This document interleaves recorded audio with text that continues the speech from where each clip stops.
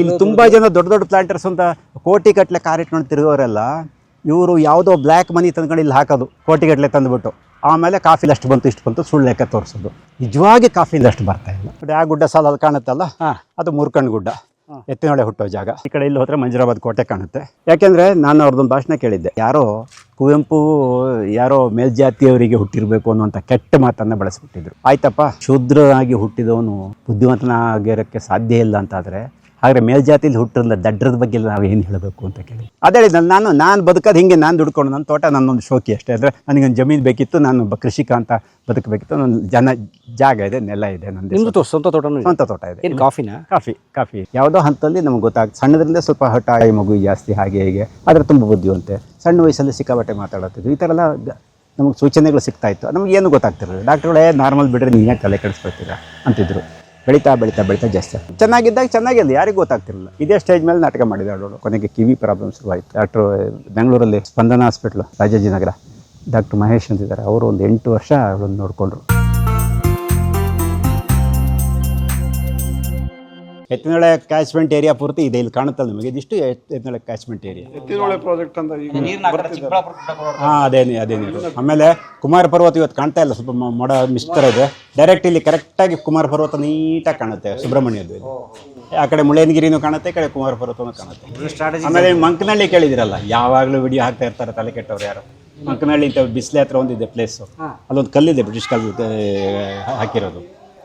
ಆ ಕಲ್ಲಲ್ಲಿ ಅಲ್ಲಿ ಬಿದ್ದ ನೀರು ರೈಟ್ ಸೈಡಲ್ಲಿ ಬಿದ್ದಿರೋದು ಬೇ ಆಫ್ ಬೆಂಗಾಲಿಗೆ ಹೋಗುತ್ತೆ, ಲೆಫ್ಟಿಗೆ ಬಿದ್ದಿರೋದು ಅರೇಬಿಯನ್ ಸೀಗೆ ಹೋಗುತ್ತೆ.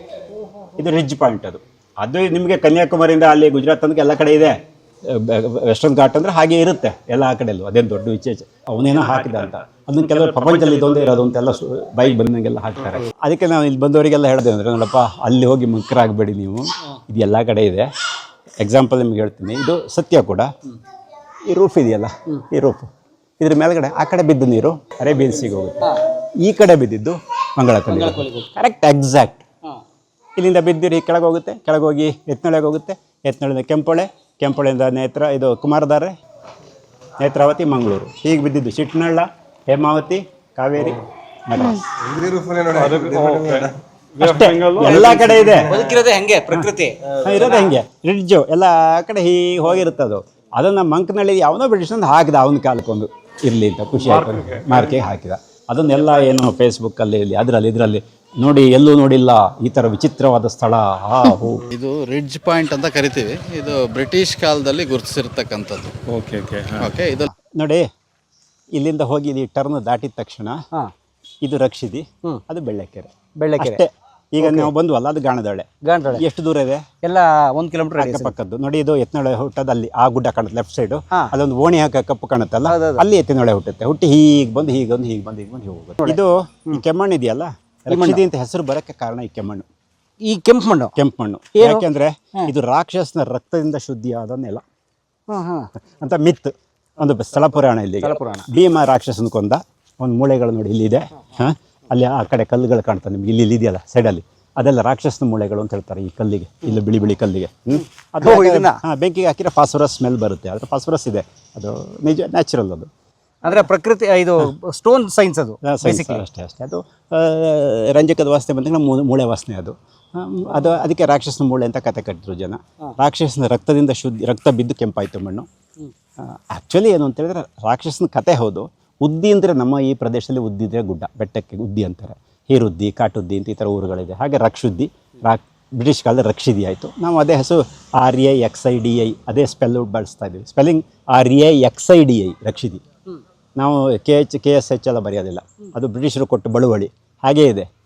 ಅದು ನಮಗೆ ಅಂತ ಖುಷಿ, ಹಾಗೆ ಇಟ್ಕೊಂಡಿದ್ದೀವಿ.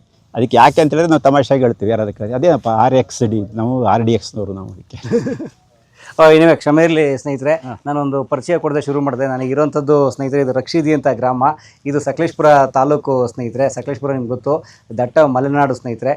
ಈ ಸಕಲೇಶಪುರ ಸುತ್ತ ನೀವು ಗಮನಿಸಿದಿರಿ, ಹಚ್ಚ ಹಸಿರು, ಒಳ್ಳೆ ಸಮೃದ್ಧವಾದ ಕಾಫಿ ತೋಟ, ಅಲ್ಲಲ್ಲಿ ಅಡಿಕೆ ಕಾಣ್ತಿದೆ ನಿಮಗೆ. ಎಲ್ಲೆಲ್ಲೋ ಪುಟ್ ಏನೋ ಮನೆಗಳು ಹಾಗೆ ಕಾಣ್ತಾ ಇರ್ತಾವಲ್ಲ ಸ್ನೇಹಿತರೆ.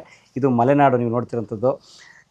ಕರ್ನಾಟಕದ ಅನೇಕ ಜೀವನದಿಗಳು ಹುಟ್ಟುವಂಥ ಸ್ಥಳ ನಮ್ಮ ಪಶ್ಚಿಮ ಘಟ್ಟ. ಆ ಪಶ್ಚಿಮ ಘಟ್ಟದ ತಪ್ಪಲಲ್ಲಿದ್ದೀನಿ ನಾನು, ರಕ್ಷಿದಿ ಗ್ರಾಮದಲ್ಲಿ. ನನ್ನ ಜೊತೆಗೆ ಪ್ರಸಾದ್ ರಕ್ಷಿದಿ ಅವರು ಇದ್ದಾರೆ. ಅವರು ಹೆಸರಲ್ಲೇ ರಕ್ಷಿದಿ ಇಟ್ಕೊಂಡಿದ್ದಾರೆ. ಸರ್, ವೆಲ್ಕಮ್ ಟು ಕಲಾ ಮಾಧ್ಯಮ. ತಮಗೆ ಥ್ಯಾಂಕ್ ಯು. ಸೊ ಸುಮಾರು 48 ವರ್ಷ, ಹತ್ತತ್ರ 50 ವರ್ಷ ಅಂತ ಹೇಳ್ತೀನಿ ನಾನು. 50 ವರ್ಷಗಳ ಸುದೀರ್ಘವಾದಂತಹ ರಂಗಭೂಮಿ ಅನುಭವ, ರಂಗಭೂಮಿಯ ಚಟುವಟಿಕೆಯಲ್ಲಿ ತೊಡಗಿರೋರು ನಮ್ಮ ಪ್ರಸಾದ್ ರಕ್ಷಿದಿಯವರು. ಅವರ ಬೆಳ್ಳೆಕೆರೆ ಹಳ್ಳಿ ಥಿಯೇಟರ್ ಅಂತ ಅವರು ನಡೆಸ್ತಾರೆ ಸ್ನೇಹಿತರೆ. ಹೇಗೆ ನೀವು ಸಾಗರದ ಹತ್ರ ಹೆಗ್ಗೋಡ್ನಲ್ಲಿ ಸುಬ್ಬಣ್ಣ ಅವರು ನೀನಾಸಂ ಕಟ್ಟಿದ್ರಲ್ಲ, ಆ ಥರ ಈ ಒಂದು ಪುಟ್ಟ ರಕ್ಷಿದಿ ಅನ್ನೋ ಗ್ರಾಮದಲ್ಲಿ ಪಕ್ಕದಲ್ಲಿ ಬೆಳ್ಳೆಕೆರೆ ಬರುತ್ತೆ. ಸೊ ಅದನ್ನ ಸೇರಿಸ್ಕೊಂಡು ಬೆಳ್ಳೆಕೆರೆ ಹಳ್ಳಿ ಥಿಯೇಟರ್ ಅಂತ ರಂಗಭೂಮಿ ಚಟುವಟಿಕೆ ನಡೆಸ್ತಾರೆ. ನೀವು ಗಮನಿಸಿದಿರಿ ನೋಡಿ, ಇದೆಲ್ಲ ಅವರ ಥಿಯೇಟರ್ ಅಂದರೆ ರಂಗಭೂಮಿ ರಂಗಮಂದಿರ ಸ್ನೇಹಿತರೆ. ಇಲ್ಲಿ ಕಾಡಿನ ಮಧ್ಯೆ ಒಂದು ಪುಟ್ಟ ಜಾಗದಲ್ಲಿ ಸುಂದರವಾಗಿ ಒಂದು ರಂಗಮಂದಿರ ಕಟ್ಟಿದ್ದಾರೆ. ಇಲ್ಲಿ ನಿರಂತರವಾಗಿ ರಂಗ ಚಟುವಟಿಕೆಗಳಾಗ್ತಿರ್ತವೆ. ಅವರು ಮೂಲತಃ ಕಾಫಿ ಕೃಷಿಕರು. ಸೊ ಅನೇಕ ಅನುಭವಗಳಿಂದ ಕೇಳೋಣ ಸರ್. ಮತ್ತೊಮ್ಮೆ ಸ್ವಾಗತ. ಸೊ ಏನು ಈ ಪರಿಸರ, ತಮ್ಮ ಬಗ್ಗೆ ಮಾತಾಡೋಕೆ ಮೊದಲು ಈ ಪರಿಸರದ ಬಗ್ಗೆ ಮಾತಾಡೋಣ ಸರ್. ಯಾವ ಭಾಗ ಇದೆಲ್ಲ ಇದು ಅಂದರೆ ಮಲೆನಾಡು ಹಾಸನ ಜಿಲ್ಲೆ ಮಲೆನಾಡು ಭಾಗ ಅಂದರೆ ಕಾಫಿ ಬೆಲ್ಟ್ ಅಂತ ಕರೀತಾರೆ ಇದನ್ನು. ಕಾಫಿ ಈಗ ನಮ್ಗೆ ಉದಾಹರಣೆಗೆ ಕರ್ನಾಟಕದಲ್ಲಿ ನಾನು ಹೇಳ್ತಿರೋದು, ಕೊಡಗಿನ ವಯನಾಡಿಂದ ಬಾಳೆಹೊನ್ನೂರು ತನಕ ಈ ಪ್ರದೇಶ ಇದೆಯಲ್ಲ, ಈ ಪ್ರದೇಶ ಅಂದರೆ ಅಲ್ಲಿ ಸುಮಾರು ಕುದುರೆಮುಖ. ಇದಕ್ಕೆ ಆ್ಯಕ್ಚುಲಿ ನೋಡಿ, ಇದು ತುಂಬ ಜನಕ್ಕೆ ಗೊತ್ತಿಲ್ಲ. ಮೊನ್ನೆ ನಮ್ಮ ಗೆಳೆಯ ರಾಜಶೇಖರ್ ನಾರ್ವೆ ಅಂತ ಇತಿಹಾಸಕಾರರು ತಿರ್ಕೊಂಡ್ರು ನಮ್ಮ ತಾಲೂಕಿನವರೇ. ಅದೇ ನಾರ್ವೆ ರಾಜಶೇಖರ್ ನಾರ್ವೆ. ಕರ್ವಾಲದಲ್ಲಿ ನಾರ್ವೆ ಅನ್ನೋ ಊರು ಬರುತ್ತಲ್ಲ, ಅದೇ ಊರು. ಇಲ್ಲಿ ನಮ್ಮ ಪಕ್ಕದ 4 ಕಿಲೋಮೀಟರ್, 5 ಕಿಲೋಮೀಟರ್. ಕರ್ವಾಲೋ, ತೇಜಸ್ವರ್ ಕರ್ವಾಲೋ ಓದಿದ್ರೆ ನಿಮಗೆ ನಾರ್ವೆ ನಮ್ಮ ಯಾರು ಮಂದಣ್ಣನ ಊರದು, ರಾಮಿನ ಮದುವೆ ಓಡಾಡ್ತಾ ಇರ್ತಾನಲ್ಲ, ಸೊ ಅದು ನಾರ್ವೆ ಊರು. ನೋಡಿ ಇಲ್ಲಿ ನಿಮ್ ಕೆಳಗಡೆ ರಸ್ತೆ ಕಾಣುತ್ತಲ್ಲ, ಇದು ರಸ್ತೆ ಹೋಗುತ್ತೆ ಮಾವಿನಹಳ್ಳಿ ಅಂತ. ಮಾವಿನಹಳ್ಳಿಗೆ ಇಲ್ಲಿಂದ 4 ಕಿಲೋಮೀಟರ್. ಅಲ್ಲಿ ಹೇಮಾವತಿ ಹೊಳೆ ಬರುತ್ತೆ. ಹೇಮಾವತಿ ಹೊಳೆ ದಾಟಿದ ತಕ್ಷಣ ಆಚೆ ಊರೇ ನಾರ್ವೆ. ಅಂದ್ರೆ ಇಲ್ಲಿ ರಸ್ತೆ ಇಲ್ಲ, ನಮಗೆ ಹೊಳೆ ದಾಟಬೇಕು, ರಸ್ತೆ ಮೂಲಕ ದೂರವಾಗುತ್ತೆ. ಆ ನಾರ್ವೆ ಊರಲ್ಲೇ ಇದ್ದವರು ನಮ್ಮ ಗೆಳೆಯರು ರಾಜಶೇಖರ್ ನಾರ್ವೆ ಅಂತ ಇತಿಹಾಸಕಾರರು. ಅಂದ್ರೆ ಹೆಚ್ಚು ಪ್ರಚಾರಕ್ಕೆ ಬರಲಿಲ್ಲ. ಅವರು ಹೇಳಿದ ವಿಚಾರ, ಈ ಪ್ರದೇಶಕ್ಕೆ ಮಲಯಾದ್ರಿ ಅಂತ ಹೆಸರು. ನಾವು ಸಹ್ಯಾದ್ರಿ ಅಂದರೆ ಈ ಶಿವಮೊಗ್ಗ ಅಂತ ಹಿಡಿದು ಗುಜರಾತ್ ತನಕ ಅದೆಲ್ಲ ಸಹ್ಯಾದ್ರಿ ಬೆಟ್ಟ ಸಾಲು. ಇಲ್ಲಿಂದ ಕುದುರೆಮುಖದಿಂದ ಹಿಡಿದು ಕೇರಳ ಕನ್ಯಾಕುಮಾರಿ ತನಕ ಮಲಯಾದ್ರಿ. ಈ ಬೆಟ್ಟ ಸಾಲು ಎತ್ತರ ಜಾಸ್ತಿ. ಮಲಯಾಳಂ ಭಾಷೆ, ಮಲೆನಾಡು ಅಂತ ಹೆಸರು, ಇದೆಲ್ಲ ಬಂದಿದ್ದು ಈ ಮಲಯಾದ್ರಿಯಿಂದ. ಹಾಗಾಗಿ ಈ ಮಲಯಾದ್ರಿ ಬೆಟ್ಟ ಸಾಲು ಇದು ನಮ್ಗೆ ಗೊತ್ತಿರಲಿಲ್ಲ. ಈ ಮಲಯಾದ್ರಿಯ ಮಧ್ಯದಲ್ಲಿ ಇರುವಂಥ ಊರು, ಈ ಕಾಫಿ ಬೆಲ್ಟ್ನ ಊರಲ್ಲಿ ಇದು ಬರುತ್ತೆ, ನಮ್ಮ ರಕ್ಷಿದಿ ಬೆಳ್ಳೆಕೆರೆ ಎಲ್ಲ ಬರುತ್ತೆ. ಆದರೆ ಒಂದು ವಿಶೇಷ ಅಂದರೆ ಸಕಲೇಶಪುರ ತಾಲೂಕು ಇದೆಯಲ್ಲ, ಒಂದು ತಾಲೂಕನ್ನು ನೀವು ತಗೊಂಡಾಗ ಇಡೀ ನಮ್ಮ ರಾಜ್ಯದಲ್ಲಿ ಜಿಲ್ಲೆ ವೈಸ್ ಹೋದರೆ ಉತ್ತರ ಕನ್ನಡ ಬರುತ್ತೆ. ಒಂದು ತಾಲೂಕಲ್ಲಿ ಅತಿ ಹೆಚ್ಚು ರಿಸರ್ವ್ ಫಾರೆಸ್ಟ್ ಇರುವಂಥ ತಾಲೂಕು ಅಂದರೆ ಸಕಲೇಶಪುರ, ಕರ್ನಾಟಕದಲ್ಲಿ ಮೀಸಲರಣ್ಯ. ಇದು ತುಂಬ ಮಲೆನಾಡಿನ ಪ್ರದೇಶ, ಹಾಗೆ ಜನಸಂಖ್ಯೆ ಕಡಿಮೆ ಇಲ್ಲಿ. ಅದು ನಾವಿರೋ ಜಾಗದಲ್ಲಂತೂ ಇತ್ತೀಚೆಗೆ ಸ್ವಲ್ಪ ಜನಸಂಖ್ಯೆ ಕಾಣ್ತಾ ಇದೆ ನಿಮಗೆ. ಆದರೆ ಭಾಳ ಇದು ಮತ್ತು ಕಲ್ಚರಲಿ ಡ್ರೈ ಏರಿಯಾ ಅಂತ ಕರಿತೀವಿ. ಮಳೆ ಜಾಸ್ತಿ, ವೆಟ್ಲ್ಯಾಂಡ್ಗಳು ಜಾಸ್ತಿ, ಆದರೆ ಕಲ್ಚರಲಿ ಡ್ರೈ. ಯಾಕೆ ಅಂತ ಹೇಳಿದರೆ ಬ್ರಿಟಿಷರ ಪ್ರಭಾವ ತುಂಬ ದಟ್ಟವಾದ ಪ್ರದೇಶಗಳಿವೆಲ್ಲ. ಹಾಗಾಗಿ ಇಲ್ಲಿ ನಿಮಗೆ ಒಳ್ಳೆ ದೊಡ್ಡ ಸಾಹಿತಿಗಳು ಸಿಕ್ಕೋದಿಲ್ಲ. ಕಲಾಕಾರರು ಭಾಳ ಕಡಿಮೆ ಇದ್ದಾರೆ, ಸಂಗೀತಗಾರರು ಭಾಳ ಕಡಿಮೆ ಇದ್ದಾರೆ, ಬೇರೆ ಇದರಲ್ಲಿ ರಂಗಭೂಮಿಯಲ್ಲಿರೋರು ಕಡಿಮೆ ಇದ್ದಾರೆ. ಎಲ್ಲ ಬೇರೆ ಪ್ರದೇಶಕ್ಕೆ ನೀವು ಶಿವಮೊಗ್ಗ, ಸಾಗರ ಆ ಕಡೆ ಎಲ್ಲ ಹೋದರೆ ಪ್ರತಿ ಸಣ್ಣ ಹಳ್ಳಿಲೂ ಕೂಡ ಎಲ್ಲ ಥರದ ಕಲಾವಿದರು, ಸಾಹಿತಿಗಳೆಲ್ಲ ಸಿಗ್ತಾರೆ. ನೀವು ದಕ್ಷಿಣ ಕನ್ನಡ ಜಿಲ್ಲೆಗೆ ಹೋದರೆ ಸಿಗ್ತಾರೆ. ಇಲ್ಲಿ ಹುಡುಕಬೇಕು. ನಾವು ಕಾದಂಬರಿಗಾರರ ಹೆಸರು ಹೇಳಕ್ಕೆ ಹೋದರೆ ಇತ್ತೀಚೆ ತುಂಬ ಹುಡುಗರು ಬರೀತಾ ಇದ್ದಾರೆ, ಅದು ಬೇರೆ ವಿಚಾರ. ಇದು ಕೆಲವರು ಒಳ್ಳೆ ಸಾಹಿತಿಗಳು ಬರ್ತಾ ಇದ್ದಾರೆ ಇತ್ತೀಚಿನ ಈ ಸುಮಾರು 20-30 ವರ್ಷದಿಂದ ಈಚೆಗೆ. ಹೊಸ ಜನ್ರೇಷನ್ಗಳು ಕರೆಕ್ಟ್. ಅದಕ್ಕಿಂತ ಹಿಂದೆ ಹುಡುಕಕ್ಕೆ ಹೋದರೆ ಒಬ್ಬ ಹಾಡ್ಲಳ್ಳಿ ನಾಗರಾಜ್, ಅಲ್ಲಿ ಹೋದರೆ ಒಬ್ಬರು ಭಾರತೀ ಸುತ್ತ ಕೊಡಗಲ್ಲಿ, ಬೇರೆ ಕಾದಂಬರಿಗಾರರ ಸಿಕ್ಕೋದಿಲ್ಲ. ಬರೆದವರು ಹೌದು. ಅವ್ರು ಬಿಟ್ಟರೆ ನಿಮಗೆ ಇದ್ದಾರೆ ಇಲ್ಲೋ ಕೊಡವ ಭಾಷೆಯಲ್ಲಿ ಬರೆದವರು ಒಂದಿಬ್ಬರು ಇದ್ದಾರೆ. ದೊಡ್ಡ ನಾಟಕಕಾರರು ಹರದಾಸ ಕವಿ, ಅಪ್ಪಚ್ಚ ಕವಿ ಕೊಡಗಿನಲ್ಲಿ ಇದ್ದರು. ಇಲ್ಲಿ ಎಸ್ ಕೆ ಕರೀಂ ಖಾನ್ ಇದ್ದರು ನಮ್ಮಲ್ಲಿ. ಕರೀಂ ಖಾನ್ ಹುಟ್ಟಿದ್ದೆ ಸಕಲೇಶಪುರದಲ್ಲಿ. ಅವರು ಆಫ್ಘಾನಿಸ್ತಾನದಿಂದ ಬಂದಂಥ ಜನ. ಅವ್ರ ತಂದೆ ಆಫ್ಘಾನದಿಂದ ನೇರವಾಗಿ ಬಂದು ಇಲ್ಲಿ ನಿಲ್ಲಿಸಿದವರು. ಅವರು ಕನ್ನಡಿಗರೇ ಆಗ್ಬಿಟ್ರು. ಕನ್ನಡಿಗರಾಗಿ ಪರಮ ಕನ್ನಡಿಗರಾದರು. ಬರೀ ಕರೀಂ ಖಾನ್ ಕನ್ನಡ ಖಾನ್ ಆದ್ರು ಅವರು. ಕನ್ನಡ ಖಾನ್ ಆದರು ಕರೀಂ ಖಾನ್. ಹಾಗೆ ಅವರು ಊರಿದು. ಹೀಗೆ ಇಂಥವ್ರು ಬಿಟ್ಟರೆ ಬೇರೆ ಯಾರಿದ್ದಾರೆ? ಯಾರೂ ಇಲ್ಲ. ಹುಡುಕಬೇಕು. ಅಲ್ಲೊಬ್ರು ಇಲ್ಲೊಬ್ರು ಇದ್ದಾರೆ, ಇಲ್ಲ ಅಂತಲ್ಲ, ಭಾಳ ವಿರಳವಾಗಿದ್ದಾರೆ. ಇತ್ತೀಚಿನ ಇದ್ರಲ್ಲಿ ಬಂದವರಲ್ಲಿ ದೊಡ್ಡ ಕವಿ ಅಂದರೆ ನಮ್ಮ ಸುಬ್ಬು ಹೊಲೆಯರ್, ನಮ್ಮ ತಾಲೂಕಿನವರು. ಅವ್ರು ಈ ಭಾಗದವರು. ನಮ್ಮ ಹೆತ್ತೂರು ಸಕಲೇಶ್ವರ ಹೆತ್ತೂರು ನಾಗರಾಜ್ ಅಂತ ಒಬ್ಬರು ಇದ್ದಾರೆ, ಹೆತ್ತೂರು ನಾಗರಾಜ್ ಅವ್ರ ಅಕ್ಕನ ಮಗ, ಭೀಮ ವಿಜಯ ಪತ್ರಿಕೆ. ಹೌದಾ? ಮೋಸ್ಟ್ಲಿ ಇವತ್ತು ಬರ್ಬೋದು, ಅವ್ರು ಗೊತ್ತಿಲ್ಲ ನನಗೆ. ಅವರೆಲ್ಲ ಇತ್ತೀಚಿನ ಹುಡುಗರು ಬರಿತಾ ಇದ್ದಾರೆ. ಅದೇ ಚಲಂ ಹಾಡ್ಲಳ್ಳಿ ಇದ್ದಾರೆ, ಹಾಡ್ಲಳ್ಳಿ ನಾಗರಾಜ್ ಅವ್ರ ಮಗ. ಹೀಗೆ ಅವರೆಲ್ಲ ಬರೀತಾರೆ. ಇಲ್ಲೊಬ್ಬ ನಮ್ಮ ಹುಡುಗರೇ ಒಬ್ಬ ಯಂಗ್ ಇನ್ನು ಬೆಳಗೋಡು, ಪ್ರಮೋದ್ ಬೆಳಗೋಡು ಅಂತ, ಹೀಗೆ ತುಂಬ ಜನ ಬರೀತಾರೆ. ಈಗ ಮೊದಲು ಯಾರೂ ಇರಲಿಲ್ಲ. ಇಂಥ ಪ್ರದೇಶದಲ್ಲಿ ನೀವು ಕಲೆ ಸಾಹಿತ್ಯ ಯಾವುದು ಕಟ್ಟಬೇಕಾದ್ರೂ ಭಾಳ ಕಷ್ಟ ಇದೆ. ನೀವು ಕೇಳ್ತಾ ಇದ್ದ ತೇಜಸ್ವಿ ಅವ್ರದ್ದೇ ಅವನತಿ ಅಂತ ಒಂದು ಕಥೆ ಇದೆ. ಆ ಕಥೆ ಬಹುಶಃ ಈ ಭಾಗಕ್ಕೆ ಬರೆದ್ರ. ಯಾಕಂದ್ರೆ ಅವನತಿ ಅಂತ ತೇಜಸ್ವಿ ಒಂದು ಕಥೆ ಇದೆ. ಅವನತಿ ಅಂದ್ರೇನೆ ಗೊತ್ತಾ ನಿಮ್ಗೆ? ಅವನತಿ ಅಂದ್ರೆ ಏನೂ ಇಲ್ಲ ಅಂತ. ಅಂದ್ರೆ ಪ್ರಾಕೃತಿಕವಾಗಿ ತುಂಬಾ ಸಂಪದ್ಭರಿತವಾಗಿರೋ ಒಂದು ನಾಡಲ್ಲಿ ಕಲೆ ಸಂಸ್ಕೃತಿ ಏನೂ ಇಲ್ಲ. ಅವನತಿ ಹೊಂದಿದೆ. ಯಾಕೆ ಅಂದ್ರೆ ಹಣಕ್ಕೂ ನಿಮ್ ಕಲೆಗೂ ವಿರುದ್ಧ ಅದೆರಡು. ಎಲ್ಲಿ ಹಣ ಅಥವಾ ಸಂಪತ್ತು ಜಾಸ್ತಿ ಆಗುತ್ತೆ ಅಲ್ಲಿ ಕಲಾವಿದ ಹುಟ್ಟಕ್ಕಾಗಲ್ಲ ಅನ್ನೋದು ಆ ಕತೆ ಮೂಲಕ ಹೇಳಕ್ ಟ್ರೈ ಮಾಡಿ. ಇನ್ನೊಂದು ತಮಾಷೆ ಅಂದರೆ ಯು ಆರ್ ಅನಂತಮೂರ್ತಿ ಶಾಲೆಗೆ ಹೋಗಿದ್ದು ಜನಪದ ಗೋಣಿಬೀಡಲ್ಲಿ, ಜನಪದ ಪಕ್ಕದಲ್ಲಿ. ಗೋಣಿ ಬಿಡು. 2 ವರ್ಷ ಅಲ್ಲಿ ಇದ್ರು ಅವರು. ಅವರೇ ಹೇಳಿದ್ದು ಅನಂತಮೂರ್ತಿ ಇದ್ದಾಗ. ನಾನು ಸಕಲೇಶ್ಪುರ ತಾಲೂಕನು ಮೂಡಿಗೆರೆ ತಾಲೂಕು ಅನ್ನುವಾಗ ಗೋಣಿಬೀಡು ಗೊತ್ತಾ ಅಂದರು. ನಾನು ಸ್ಕೂಲಿಗೆ ಹೋಗಿದ್ದೆ, 2 ವರ್ಷ ಇದ್ದೆ ಅಂದರು ಅವರು. ಆದರೂ ಅವರು ಅಲ್ಲಿನವರು, ಸಹ್ಯಾದ್ರಿಗೆ ಸಂದವರು, ಶಿವಮೊಗ್ಗದವರು. ತೇಜಸ್ವಿ ಆದ್ರೇನು, ತೇಜಸ್ವಿ ನಾವೀಗ ನಮ್ಮವ್ರದ್ದು ಸ್ವೀಕಾರ ಮಾಡಿದ್ದೀವಿ. ಆದರೆ ಮೂಲತಃ ಅದೊಂದು ಲ್ಯಾಂಡ್ ಸ್ಲೈಡ್ ಅಂತೀವಲ್ಲ, ಆ ಥರದ ಒಂದು ರೀತಿಯ ಭೂಕುಸಿತ ಹೆಂಗೆ ಕರೆಕ್ಟ್ ಅದನ್ನ ಹೇಳಿದ್ದು. ಭೂಕುಸಿತ ಹೇಗಾಯ್ತು ಅಂದರೆ, ಸಹ್ಯಾದ್ರಿಯಿಂದ ಸಿಟಿಗೆ ಹೋದ್ರು, ಸಿಟಿಯಿಂದ ಮಲೆಯಾದ್ರಿಗೆ ಬಂದರು. ಅದೊಂದು ತ್ರಿಭುಜ ಆಯ್ತಾ. ಕುವೆಂಪು ಸಹ್ಯಾದ್ರಿಯಿಂದ ಸಿಟಿಗೆ ಹೋಗಿ ಅಲ್ಲೇ ಕೂತ್ಕೊಂಡ್ರು. ಇವರು ಸಿಟಿಯಿಂದ ಇಲ್ಲಿಗೆ ಬಂದರು. ಅವರು ಆರಿಸಿಕೊಂಡದ್ದೇ ಈ ಬಂಜರು ಭೂಮಿಯನ್ನು. ಅಂದರೆ ಸಂಪದ್ಭರಿತವಾದ ಪ್ರಕೃತಿ ಇರುವಂಥ ಬಂಜರು ಭೂಮಿ ಸಾಂಸ್ಕೃತಿಕವಾಗಿ. ಯಾಕೆ ಅಂದರೆ ಇಲ್ಲಿಂದ ಎಕ್ಸ್ಪ್ಲೋರ್ ಮಾಡಿದ್ರು, ಇಡೀ ಬಂಜರು ಭೂಮಿಯನ್ನು ಉತ್ತು ಬಿತ್ತು ಬೆಳೆಸಿದ್ರು ಅವರು. ಹಾಗಾಗಿ ಅವರ ಕಾದಂಬರಿ ಅಥವಾ ಬರಹಗಳಲ್ಲಿ ಒಂದು ಹೊಸತನ, ಹೊಸ ಜಗತ್ತು ಸಾಹಿತ್ಯ ಲೋಕಕ್ಕೆ ದೊರಕಿತು. ಇದು ಮುಖ್ಯವಾದ ಒಂದು ಬೆಳವಣಿಗೆ. ಆದರೆ ಅವರ ಮೂಲ ಪೂರ್ತಿ ಅಲ್ಲಿ ಸಹ್ಯಾದ್ರಿದಿತ್ತು.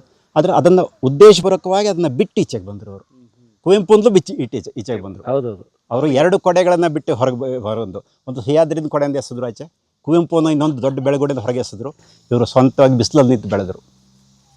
ಇದು ತೇಜಸ್ವಿ. ಹಾಗಾಗಿ ಆ ತೇಜಸ್ವಿ ನಮಗೊಂದು ಪ್ರೇರಣೆ ಇದಕ್ಕೆ ಕೂಡ ಎಲ್ಲ ರೀತಿಯಲ್ಲೂ. ನಾವೇನಾರು ಮಾಡಬೇಕು, ಸರಿ ಈ ಬಂಜರು ಭೂಮಿ ನಾವು ಮಾಡ್ಬೋದಲ್ವಾ. ಹಾಗಾಗಿ ಅವಾಗ ಈ ಊರಿಗೆ ಬಂದೆ ನಾನು. ವಿದ್ಯೆ ಬಂದದ್ದು ಹೇಗೆ? ನಮ್ಮ ತಂದೆ ನೋಡಿ, ನಾವು ಕೊಡಗಿನವರು ಮೂಲ, ವಿರಾಜಪೇಟೆ ತಾಲೂಕು. ಮಲೆಯಾದ್ರಿಯವರೇ ಮೂಲ? ಹೌದು, ಮಲೆಯಾದ್ರಿಯವರೇ. ಇನ್ನೊಂದು ತುದಿ. ನಮ್ಮ ಅಜ್ಜ ಎಲ್ಲ ವಿರಾಜಪೇಟೆಯಲ್ಲಿ ಇದ್ದರು, ನಮ್ಮ ತಂದೆ ಮಡಿಕೇರಿಯಲ್ಲಿ ಇದ್ದರು. ನಮ್ಮ ತಂದೆ ಉದ್ಯೋಗ ಇಟ್ಕೊಂಡು ಇಲ್ಲಿ ಕಾಫಿ ಎಸ್ಟೇಟಲ್ಲಿ ಎಸ್ಟೇಟ್ ಉದ್ಯೋಗಿ ರೈಟರಾಗಿ ಊರಿಗೆ ಬಂದರು. ಇಲ್ಲಿ ಸರ್ಕಾರಿ ನೌಕರಿ ಅಲ್ಲ, ಪ್ರೈವೇಟು ಎಸ್ಟೇಟು. ಆಗಿನ ರೈಲ್ವೆ ಮಂತ್ರಿಗಳು CM ಪುಣಚ ಅಂತಿದ್ದರು, ಅವರ ಎಸ್ಟೇಟ್ ಇತ್ತು ಇಲ್ಲಿ. ಹರ್ಲೆ ಎಸ್ಟೇಟ್ ಗ್ರೂಪ್ ಎಸ್ಟೇಟ್ ಮ್ಯಾನೇಜ್ಮೆಂಟಿಗೆ ಇಲ್ಲಿ ಉದ್ಯೋಗಿಯಾಗಿ ಬಂದರು. ಹಾಗಾಗಿ ನಾನು ಸಣ್ಣ ಹುಡುಗ, ನಾನು ಪ್ರೈಮರಿ ಓದಿದ್ದಲ್ಲೇ ಇಲ್ಲೇ ಪಕ್ಕದ ಹಾನ್ಬಾಳ್ ಊರಲ್ಲಿ, ಹೈಸ್ಕೂಲ್ ತನಕ. ಅಲ್ಲಿ ನನಗೆ ಒಂದು 2-3 ಜನ ಭಾಳ ಅದ್ಭುತವಾದ ಶಿಕ್ಷಕರು ಸಿಕ್ಕಿದ್ರು. ಕನ್ನಡ ಭಾಷೆಯ ಬಗ್ಗೆ, ರಂಗಕಲೆಯ ಬಗ್ಗೆ ಎಲ್ಲ ಕಲಿಸಿದ ಗುರುಗಳು ಇದ್ದರು. ಆಮೇಲೆ ನಾನು ಉಡುಪಿಗೆ ಹೋದೆ ಓದೋಕ್ಕೆ. ಉಡುಪಿಲಿ ಇನ್ನಷ್ಟು ವಿಸ್ತಾರವಾದ ಸಾಂಸ್ಕೃತಿಕ ಲೋಕ ನನ್ನ ಕಣ್ಣು ಮುಂದೆ. ನೀವು ಹೇಳಿದ ಸಾಂಸ್ಕೃತಿಕವಾಗಿ ತುಂಬ ಫಲವಂತಿಕೆ ಹೊಂದಿರುವ ನಾಡು ಅಲ್ಲಿ.